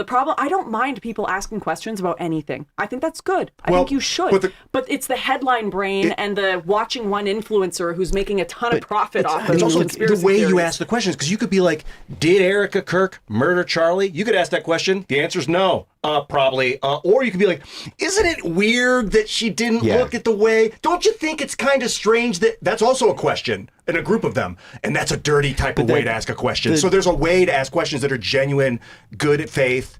Well, that's the thing. The questions that you get, at least from the conspiracy brain people, it doesn't matter what the answer is, right? The answer, whatever the answer actually is, they've got some kind of reply to that. I mean, usually, like I said, oh, you believe the FBI now. Oh, you believe the official narrative. You're so dumb and I'm so smart. But if the FBI reports something they like, if the FBI reported like mass immigration is destroying America, they'd be like, yes, queen. You see people saying things like, oh, the way that they interact with it. It's always as if they're the brilliant ones that are plugged into the real story, and if you believe anything other than them, you're the schmuck. You're the guy that's getting duped.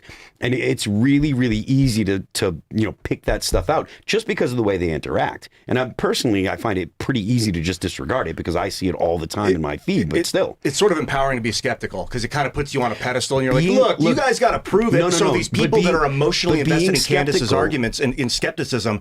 No, people are drawn to how they feel, not how they think. Let me make this point. But I get what you're saying, but I have to address what you're saying about skepticism. Being skeptical is fine, but these people aren't skeptical. They're sure of their own narrative, and it's different. If you're skeptical, you're going to be skeptical of everything, or being skeptical of everything. That's fine and well and good, and that's actually something that people should be, generally when they're disseminating their information. But the people that I'm referring to, they're not skeptical of their own narrative. They're very sure of their own narrative, and they say, oh, you're so silly for disbelieving what I believe. Dude, that's an interesting point, because if you make a claim and Lisa's like, no, and claims something opposite, and I'm like, actually, Lisa, I don't know about that, but I believe you. Am I really skeptical? No, you're not. If you're skeptical, if you're going to be a skeptic, or if you consider yourself a skeptic, be skeptical of everything. But if you're not, but the people that are sure that it was like, the people that are sure that it was Erica, or the people that believe that it was someone involved in TPUSA that actually did it, or the people that think that it was Israel, or that whatever, those people are not skeptical. They just reject your narrative and they say, no, I'm right. That's not skepticism. That's a different thing. What you were saying, Lauren, about why won't they go read the court case? Why are they so invested in this TV show?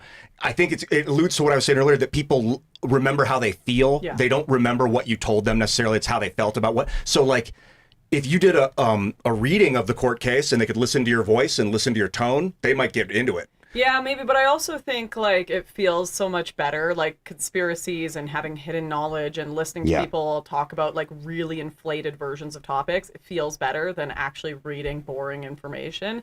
And the problem is too, is like all of the topics people care about are going to be solved by the people reading the boring information and doing the boring things and going through the bureaucracy. That's where I see a lot of online political activism just being this black hole where it's like, I'm going to hit like and subscribe and amplify, where it's like the people that are going and working at their school board and doing the boring paperwork that are actually having the biggest change. And then we all wonder, oh, why isn't society moving in our direction? Well, because no one wants to do the boring work. And actually the far left people that you super hate and criticize, well, they're willing to sit for 10 years on a board that, you said was bullshit. Yeah, that's a real problem that the right has. Yes. I think that honestly, I think that is a more significant problem on the right than any kind of online BS. It's the fact that people on the right don't want to go and do the basically the activist work. I hate that the door left knocking. does. I hate door knocking more than anything in the whole planet. Yeah, door you've knocking. done it. That's Grueling. the fact Door that you knocking do is it or the have worst. done it just goes to show that Horrible. you actually have done. never You've do it done more again. than most of the people that on the Never right do have it done again. it.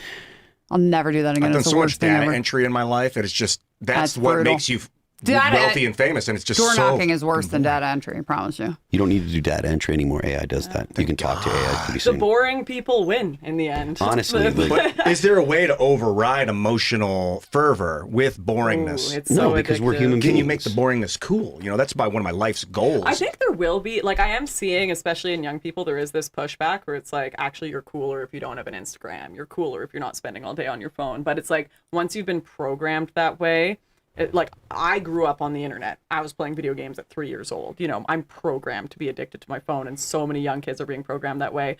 But if you can undo that programming and be one of the few people who can read books, who can be in person and be silent and think and not be constantly on the feedback loop of the online world, man, that's powerful. But it takes a lot of effort if you've already been programmed one way. If you're someone that's listening to shows all day, like, it's gonna be like getting off of crack. Literally. Have you guys gone through the phases because I went through phases where I listened to no podcasts. I was just That's me creating now. stuff. I can't listen to it anymore. And then I'm over it. A switch flipped, and I was just 24. I would have constant podcasts on the side screen, constant all day, Yeah. all day, all day. I'd be working, I'd be typing, I'd be gaming, constant. But then you can went predict the- what they're all saying because I it's went all the collapsed first- into the same. It's a I lot went of, the like, first the feeling. 35 years of my life without listening to podcasts. So Without I taking call in, it an ideological lap dance. We're all going to the ideological strip club and we want our favorite influencer to tell us exactly what we want to hear. You're so right, queen. All men are evil. You're so right, king. It's all women. Yes, give me that ideological lap It's dance. also nice not to be alone because it brings a sense of actually pretty community. accurate. Right? Like there's if you're alone, if you sit alone and you don't have a girlfriend or a wife or a husband or whatever, and then there's two guys hanging out and they're like friends, Joe Rogan and Ari Shaffir, and I'm like, God, somebody's there talking. I can be in the room with, that. Well, I is mean, part- look, what you're talking about is, or at least what I'm understanding is that like people need to be able to unplug from that stuff. And I'm not that I'm like, Ian's the hippie at the table, if I understand correctly, but like stuff like meditation and just putting the phone down or just sitting with yourself, that does wonders for you. Like, I mean, I got a kid, and so I spend time with my kid and stuff. But like, if you can just put your device down and actually just sit with yourself for half an hour a day, you're probably miles ahead of all the people that are constantly on their phone, And not that I'm not like I do listen to a lot of podcasts. I listen to a lot of stuff. I listen to a lot of YouTube stuff. But like, if you can just sit the thing down and just like focus on something else, that's a big deal for your mental health. So balance. You can't quit altogether. It's like, it's nice to be aware of things Well, going I on mean, in the especially world, nowadays, but like it's not that it's this where is life is. Yeah, this is post-COVID. this is how people get food a lot of times. People get basically all of the necessities of life. They just use their phone. Did you just make a book called "It's Not Real Life"? It is not. As long as But you it's still- recognize it's not real life. This is why I think video games are healthier than online politics, because you're aware that it's fake. Well, it's still Like, real you're- life, but it's like a fake thing in real life. No, it's not real life. It's not real It's a part of life. real life. All your digital stuff is still part of real life. It's just a Okay, so digital. all right, I thought you were talking about It's video like games. a Yeah, video games are real LARP. life. No, they're Everyone not. is LARP. You've created your fan. I think this is where, like, a lot of young people, the 2008 financial crisis, everyone's parents were getting divorced and we were playing Just Dance, in our bedroom or whatever. It's like everything when we were younger and shit was going wrong, you went on the internet to go make your Neopets character or your RuneScape character, and that was more fun. And now the grown-up version of that is online politics. Everything, I can never buy a home, I'm not having a successful relationship, I don't know what my future or culture is or anything, but maybe I can build something like that online. And that's where we go. It's like our comfort place. Yeah. But it's not reality. You're not building anything real. And that's that's kind of the point that like I was making with Ian, not to cut you off, but like No, go ahead. you're saying like video games are real life. They're not real life. Like you spend a lot of time trying to like make achievements or what have you, and none of that stuff actually transfers into the real world. If I tell you a story about the man who walked through the desert up over the hills, like it's still real life. It's just a story about a fake thing that I'm telling you in real life. That's what a video game is. I disagree. But it's like we're going, so like before the internet, we were having all these conversations about how material reality wasn't real life because it was actually spiritual reality and what was going on in our minds that was real. And we're like seeing, and the material world is like a separation from God. And now we're like multiple degrees of separation you're talking about in like the video game world. Like that sounds like Beauregard's. I think Beauregard's simulacrum. Yeah. So like he wrote a book. I think the Iraq War was not a real war, right? Like at one point, at some point in history, like a war had like an unpredictable outcome, right? We went into World War II and no one knew who was going to win.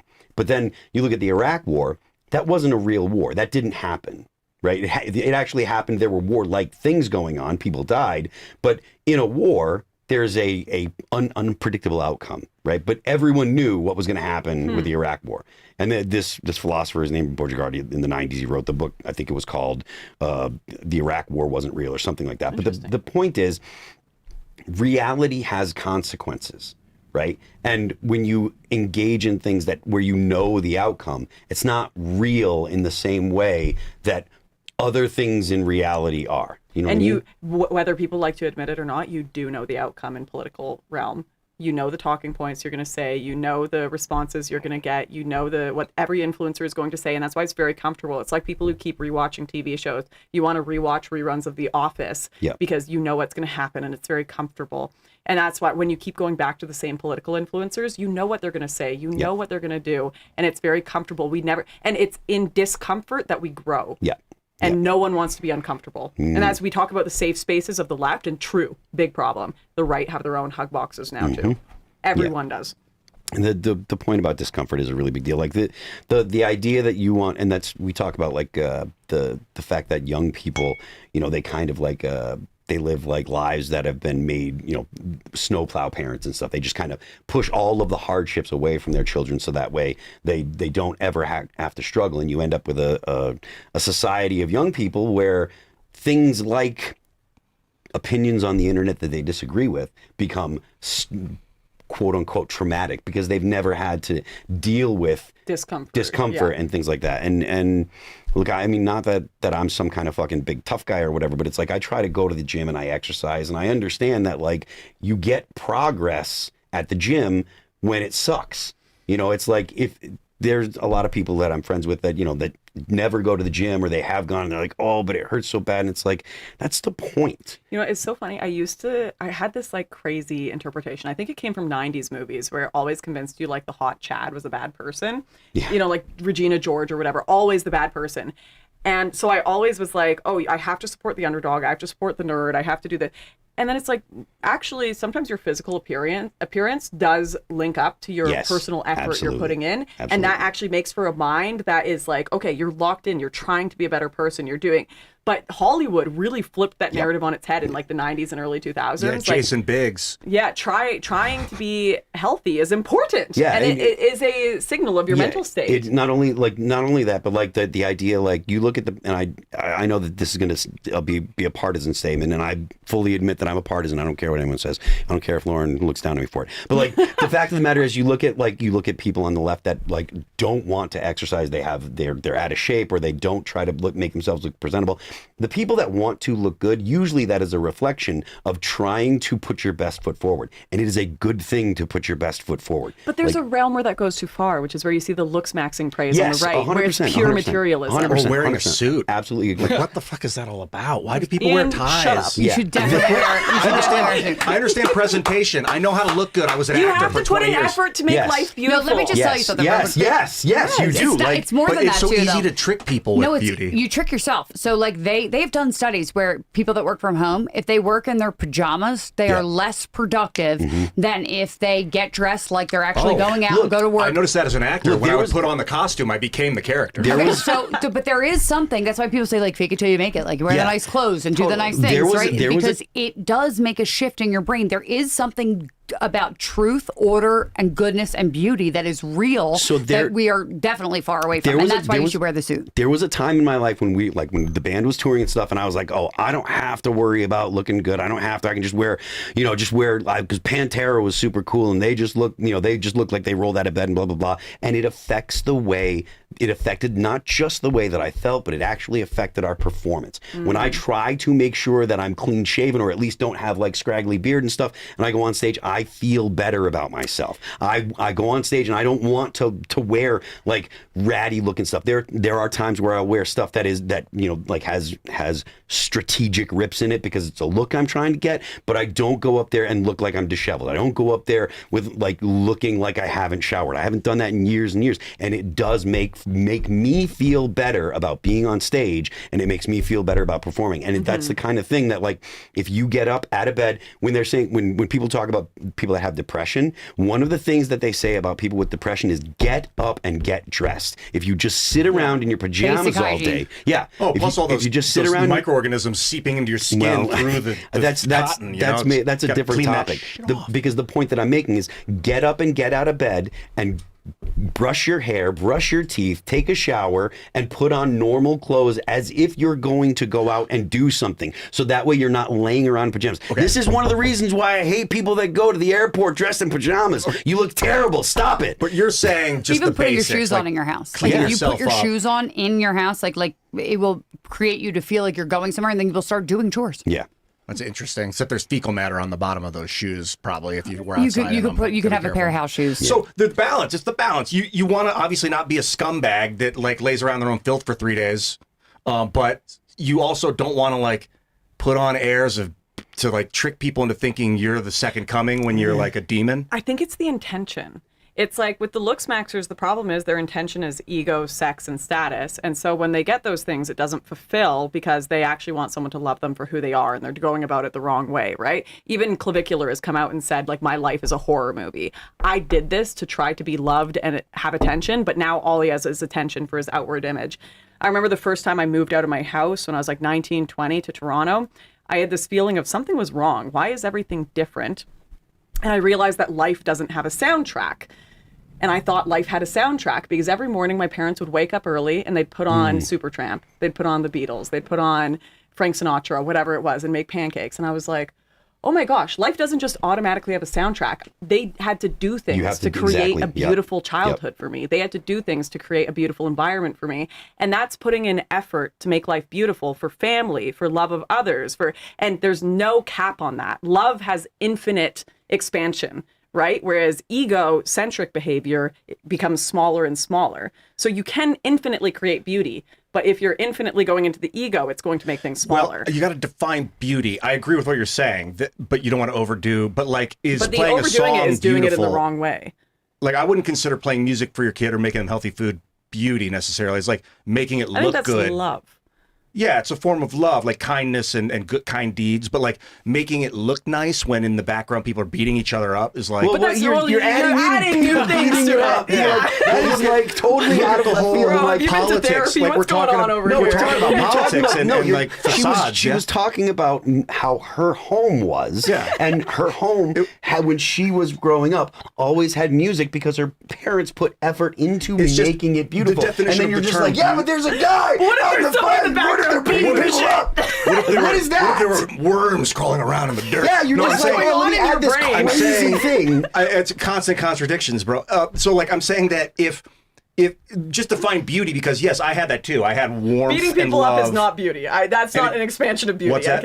Beating people up is not an expansion of beauty. I grew up with the same thing, a really healthy, kind, loving environment. I just thought it automatically happened, and more recently, I've been realizing they made it happen. Mm-hmm. They were aggressively creating a calm, comfortable environment, and but beauty is a different. I know what you mean when you say it's a beautiful memory. I get that, but like, the visage of what things look like. Beauty is an eyeball sight thing. No, not necessarily. There's a feeling. No, as well. it's totally not. Like beauty is not just about aesthetics. Although it is a part, or you can have aesthetics that are beautiful. Like beauty is like, if you know what, it's a beautiful thing when someone helps an old lady across the street. That's a beautiful behavior. You can take action in the real world that other people will say, "Oh, that's beautiful." Okay. He's just trying to say like beauty is subjective. I think that's what Ian's trying to say. But I disagree with that. But too. I do disagree with that. That's not there true. are people that like build up their beauty to trick people to get them to follow them. But keep that's looking not. to But add, that's not. But I'm talking about physical Man, appearance. you're more black-pilled than me. Like, I'm pretty Heavily. black-pilled. Since I'm 2007, bro. I'm dealing with this shit. But that's not even where they were going with that. Like they're saying that if you're like Lauren's saying for instance, if you're doing it for the wrong reasons, that'll show though. Like you'll see that. You see that in certain people. Like it will shine. That part will shine through their outward appearance. Yeah. Like when you came in the room and your hair was all done, I was like, "That's very lovely. It's nice to look at." Thank you. Like it's not. Yeah, and yours I'm is not too, even. by the way, I'm not Lauren. thinking. Thank you. Yeah, the left curls But like, are- it's nice to look at, right? Spirals. I like It the is. cowboy hat. The It's nice shape- to look at. It, it- doesn't all have to be like I think because narcissistic. it helps the brain, like the patterns and Yeah. shape recognition can literally help your neurons grow. No, there's just, what she was saying earlier, what we were there about, putting the nice clothes on and whatever. It's about taking care of yourself. You got to take care of yourself, and you have to, have some self-esteem, right? Like care about your looks and your appearance, and not in an egotistical way, because like I said, that will show. You'll see the BBLs and the things. Like that's not the same thing as just maintaining yourself. So to make your life easier. Let me interject and here, better. Ian. You were talking about like suit and tie and stuff like that. You've seen me come into the show hundreds of times, right? My hats are clean. My shirts are usually, they're not like, I'm not wearing a suit and tie, but they're clean. Usually I don't have a mess on them. They're not all wrinkled and stuff. My jeans are fairly nice. And Really? Because I don't ever think you look that put together. Very But the cash. point that I'm making is I don't look like I just rolled out of bed. You know what I mean? Never. I don't leave the house sure? like that. Lisa, Lisa's a rock star. Lisa's here trying. Lisa is just trying to derail everything because Psychological. she has Honest, nothing. dude. Because I have nothing to say. I'm looking I at your have shirt nothing to right say. now, and it's like something you'd wear It's to just, the. you can wear something tighter, man. It's not. Show off It's- your muscles, bro. I don't That's wear. something you could definitely wear to bed. I don't wear tight shirts, and you You know can wear a exactly button- why nice I button don't. down. wear you do on stage and No. you get too much adulation. No, never mind. No, tell me more. You don't want to show off the muscles? I've said 100 times why I don't wear tight shirts.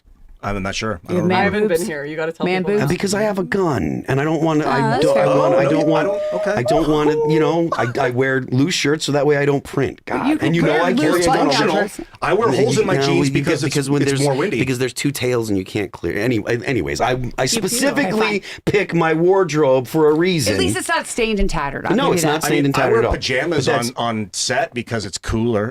Like the wind blows. It's You a also thinner material. I can you are stretch. also like your entire personality We is have like a gone so off the quirky. rails. You always do quirky things. What?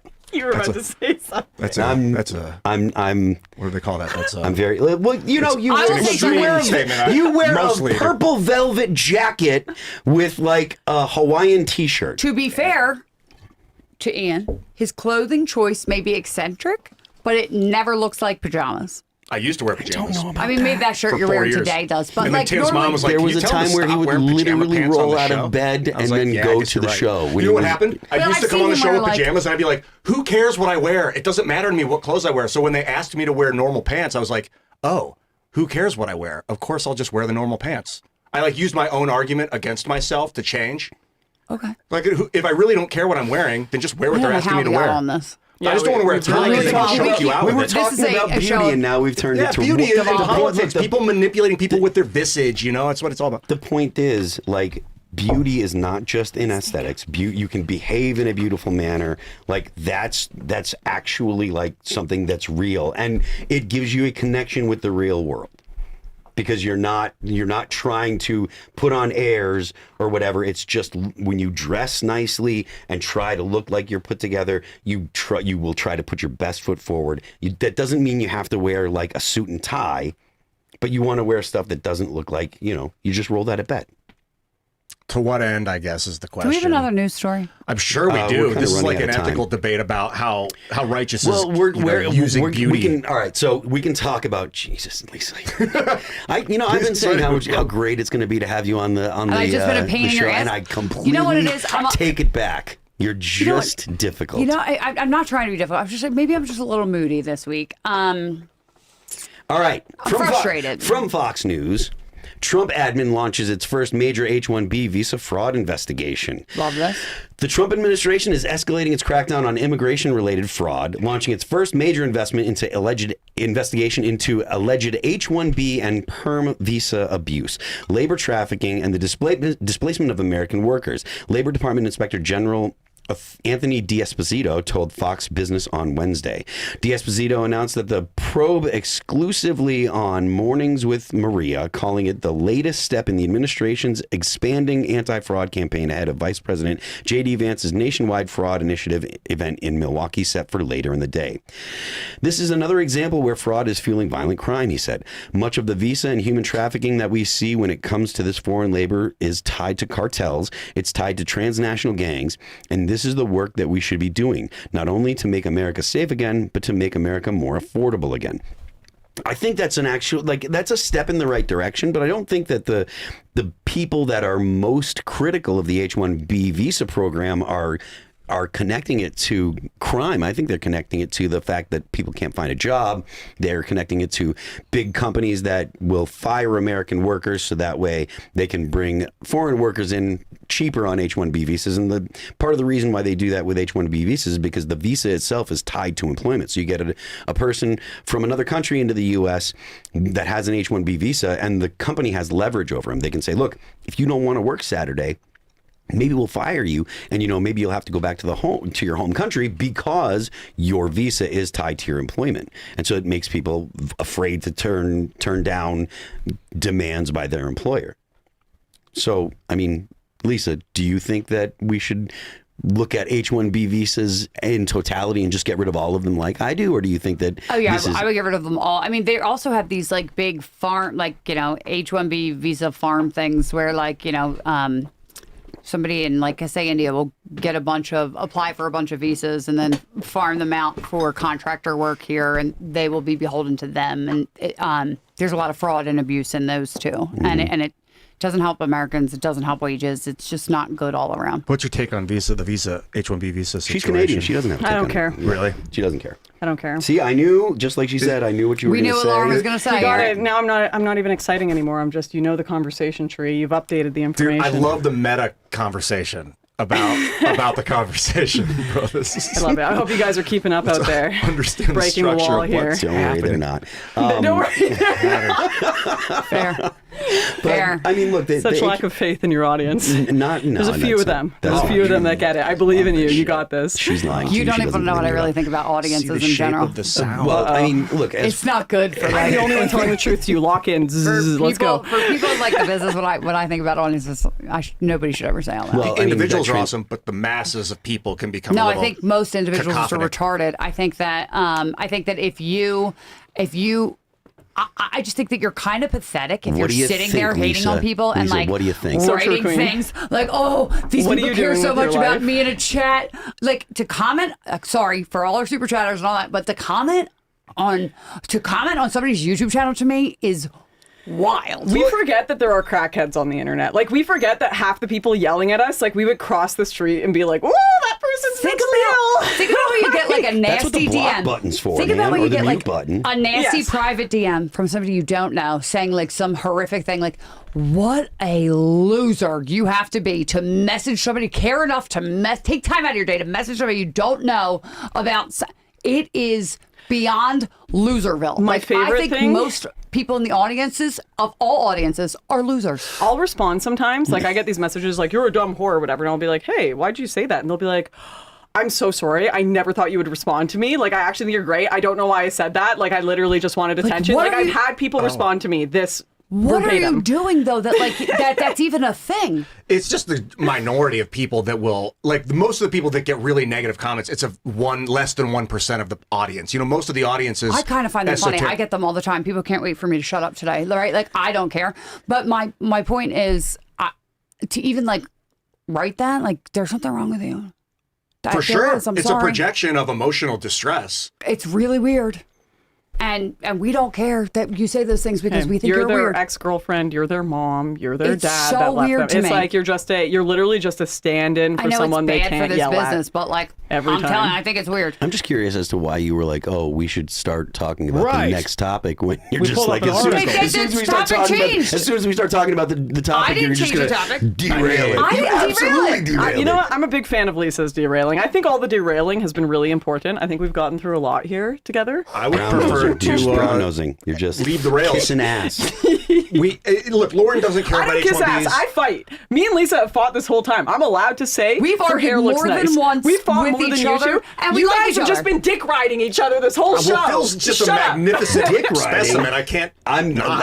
I would say At least he admits it. You can. Everybody that watches this show knows that I give Ian an endless best- amount of shit. That's why I like you, Okay. man. I don't like women in general. don't even Let's make just eye put this contact. out there, right? But I have a lot of respect for Lauren because whenever I have said something to her or confronted her or said, hey, I don't like this, she actually, like, instead of talking shit behind my back, she will address it with me. There are very few people who do that. Very few. So I've always liked Lauren. I feel the same about you. No matter, I truly feel the same about you. I had gone up to her. We were outside of almost a bowling alley or something. That wasn't. were we gonna go- partying? Were we partying? We were. I thought we you were said we hanging didn't out. party, And Lisa. I was like, I was drinking, but I was like, I wasn't doing drugs. But anyway, but I came up to you and I was like, yo, I got a problem with this. And you addressed it with me head on. We don't talk shit about each other behind each other's backs. I appreciate that from Lauren. And I'm not afraid to tell her how I feel, even if we disagree. Yeah. I will say that's not always like that. Very Very masculine, rarely like masculine that. vibes Direct. here. What's that? You have very direct I think all four of us have very direct communication styles and are also very disagreeable personality-wise. So if there's a problem, it's way easier to address it with that kind of personality trait. For me, it is anyway. I think it's healthier to get it out on the table and Totally. say what you have to say, and then if there's any other residual stuff, then let it and just go. hold it in and Yeah, and I think just holding it in is crush really it into bad. a I think diamond. talking bad about people behind their backs No, is really that's why bad. I felt bad talking about Candace. I don't even want to talk. I understand we're in the realm don't. of commentary about what's happening in the world, and there are people involved I in would that. sit down and have a face. That's the thing, though. I showed up here and I'm like, I'm not going to do a video about Tim disagreeing with me. I'm not going to do a video about Lisa disagreeing with me. I will show up. You guys invited me, and I will talk to you face to face. Let you have a response. You I should've wish Tim let was me here. know. Like Tim, whenever you He watch wants this to- again, I did text him. He wants you to come out and yeah, go I'll have he a wants to- face-to-face yeah. conversation with him, 100%. And same with Candace. Like if Candace ever wanted to talk, I don't think I'm big enough for her to care, but I'd talk to her. So as long as I think there's that aspect of like I'd talk to you instead of I'm going to talk shit and then I'm going to run when you want to actually have a conversation with me. Cool. It's tough because if you've talked shit in the past, then you kind of got to own it when you see him Yeah, face for to sure. face. And be like, But Dave Rubin, I was you're like, a coward if you don't. If you don't, Correct. Like, I've written about having frustrations with the way this show is constructed. I've written about having frustrations about that episode. I'm not going to come on here and pretend I haven't done that. I didn't even know you did that. Yeah, but that's okay. Like I don't care. It's just like you said, you have to be able to say it to their face when you're there. That's what authenticity and honesty If you want is. to actually heal, if you want to harm, you can scream about it into the void when they're not around Yeah. and let other people pay you for it. But like, if you really want to solve the problem, Totally. direct face to, You know what That's I have my to say take. about that, Ian? Smash the like button, share the show with all your friends. Head on over to timcast.com, become a member so you can join our Discord, and head on over to rumble.com so you can watch the after show where Lisa and Lauren are actually going to fist fight because they 100 like to mud wrestle, They like to, actually. whoa, I don't know about that. Yeah. Well, I don't Where's, not, you guys got the pit out yeah, there it's for out no back. reason. All right, so but right now we're going to go to your Rumble rants and your super chats. Let's see. Marusha Dark says, I'm as anti-war as Dave Smith, but the more Iran jerks us around, the more I'm okay with a coalition of boots on the ground to wipe out the IRGC. Not sure why Trump doesn't call for Israel, GCC, Kurds, Persians to do this. Because Iran is literally a mountain stronghold. There will be no boots on the ground. I talked about this last night. Iran is a very mountainous territory. It is not like Iraq. There will be no ground invasion. It is not going to happen. Look, if you don't like Iran the way they're behaving, that's fine. If you think that the airstrikes are okay, that's fine too. But the idea that the U.S. is going to actually have a serious military buildup and go into Iran, that is not going to happen. You know, also- and you can save this clip. There will not be a U.S. invasion of Iran. Not happening. You're also looking at media from the U.S., from the liberal economic order. So, like, I read this media about Iran attacked 3 tankers going through the Strait of Hormuz 2 days ago. Therefore, the U.S. is totally in the right to bomb the shit out of that country. And I'm like, okay, That's all liberal media, like liberal economic. That's Western media.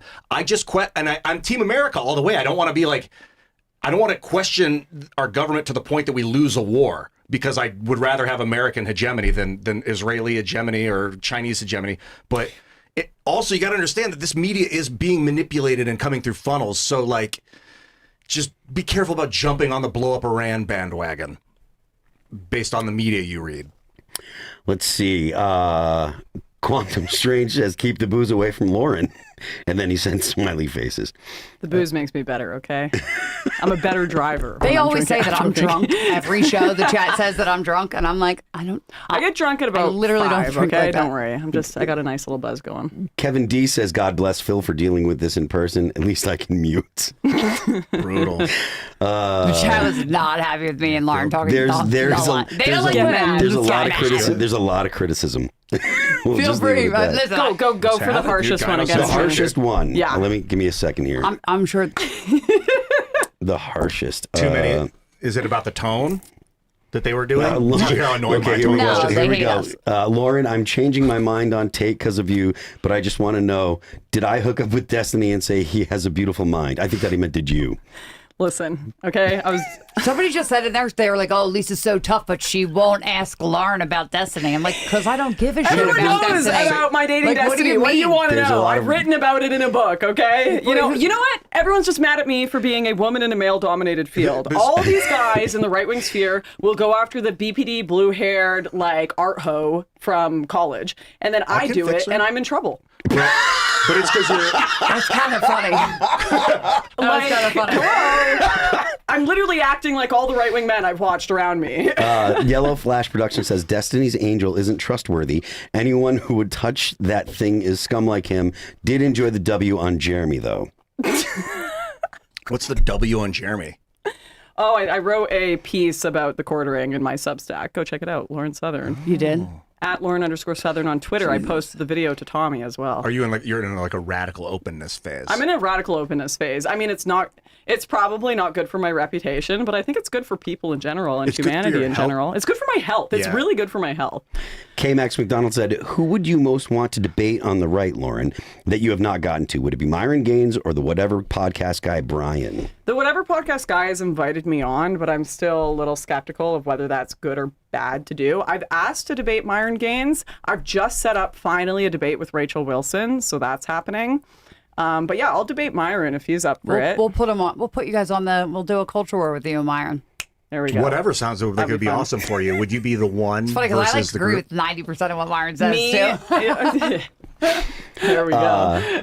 But it's fine. In We Addict should do says, it. I don't super chat often, but when Lisa brought up the Lisa Lauren thing, I thought she'd finally address the elephant in the room. They're so easy to mix up. Does Tim pay Lisa in liquor as well? I don't drink like that. Everybody knows that. Like, what is happening? Why is Everyone does not I know think- that. Everyone disbelieves I think you. because I'm like so animated, or because I have like a little lisp too. They always like think I'm drunk, and they always confuse me with that girl that did get drunk on the show. What was that one girl? Lauren Southern? No, there was a different girl that got. I don't want to say if it's wrong. Amanda Mealy? No, I don't Amelia's remember. got hammered. Yeah, she got Okay, hammered so on they the show. always confuse me with her. That's one, but I don't She's a drink cutie, like that. too. I like her. I was just had thinking about one it. drink. We'll say this. I had one drink last night with dinner, and I was so hurting this afternoon today that I said, "Didn't I? Didn't I come in here?" And I was like, "You were with me." Oh, yeah, you were I had faded. one drink, and I was like, "I can't do this. I don't It blame you. doesn't affect me. I don't You're like the way it thin. makes You have me no feel." tolerance. It's my heart thing too, but like I can't drink anymore. I don't drink. So loose, dude. Herolden says, Lisa, what do the people in the business and in the know say about aliens? it's funny that you say that. A lot of people in like Congress say that they are real, but I don't really think they are. But that's okay. Oh, here we go. Here's a good one for Lauren. Acheron 504 says, hey, Lauren, you talked about owning up to what you've said in the past. Well, I'm sorry, Lauren, for how I've treated you in the past.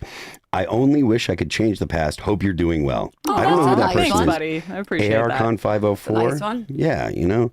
All right. Let's see.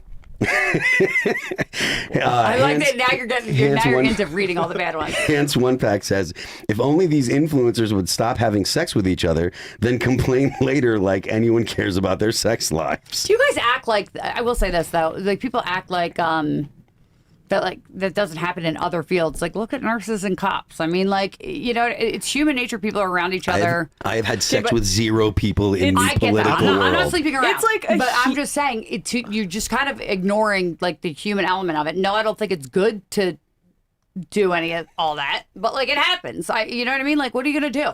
Literally, who cares about the sex stuff? Like, who cares? You're actually mentally ill if you care about who's having sex with who. But the criminal stuff, like, that matters. Like, committing crimes and trafficking underage children, that matters. The sex stuff, the sex stuff is like, dude, you're in an industry with a bunch of hot people that are like famous and rich. So like, it's tempting. And then like, who's famous and rich? All of us. We're all relatively famous. You guys and are rich. Some Yeah, I was rich. like, wait a minute. Like famous or rich, I guess.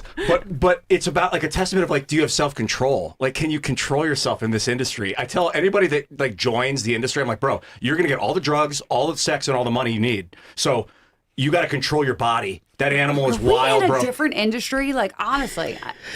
D-Sage Have you been to CPAC? D-Sage 29 says this episode of Foxy Boxing is brought to you by the Timcast Discord. This is fine. I'm having a good time though. They are. At least it's Here's one that's actually not about you two.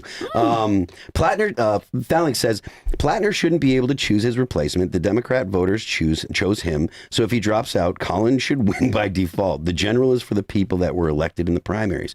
I mean, look, I am, like I've said a bunch of times, I'm an open partisan. I would like to see anything happen that would prevent Democrats from getting into positions of authority, because I think that they're a terrible, terrible bane on the American people.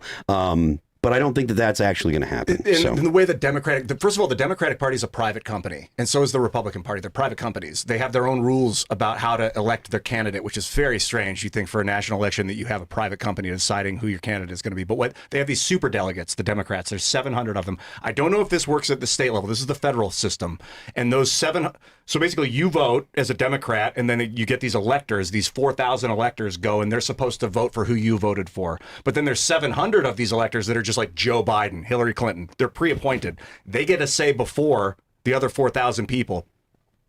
So no, it's not about the masses. It's not about the popular vote. It's about who the delegates decide they want as their candidate.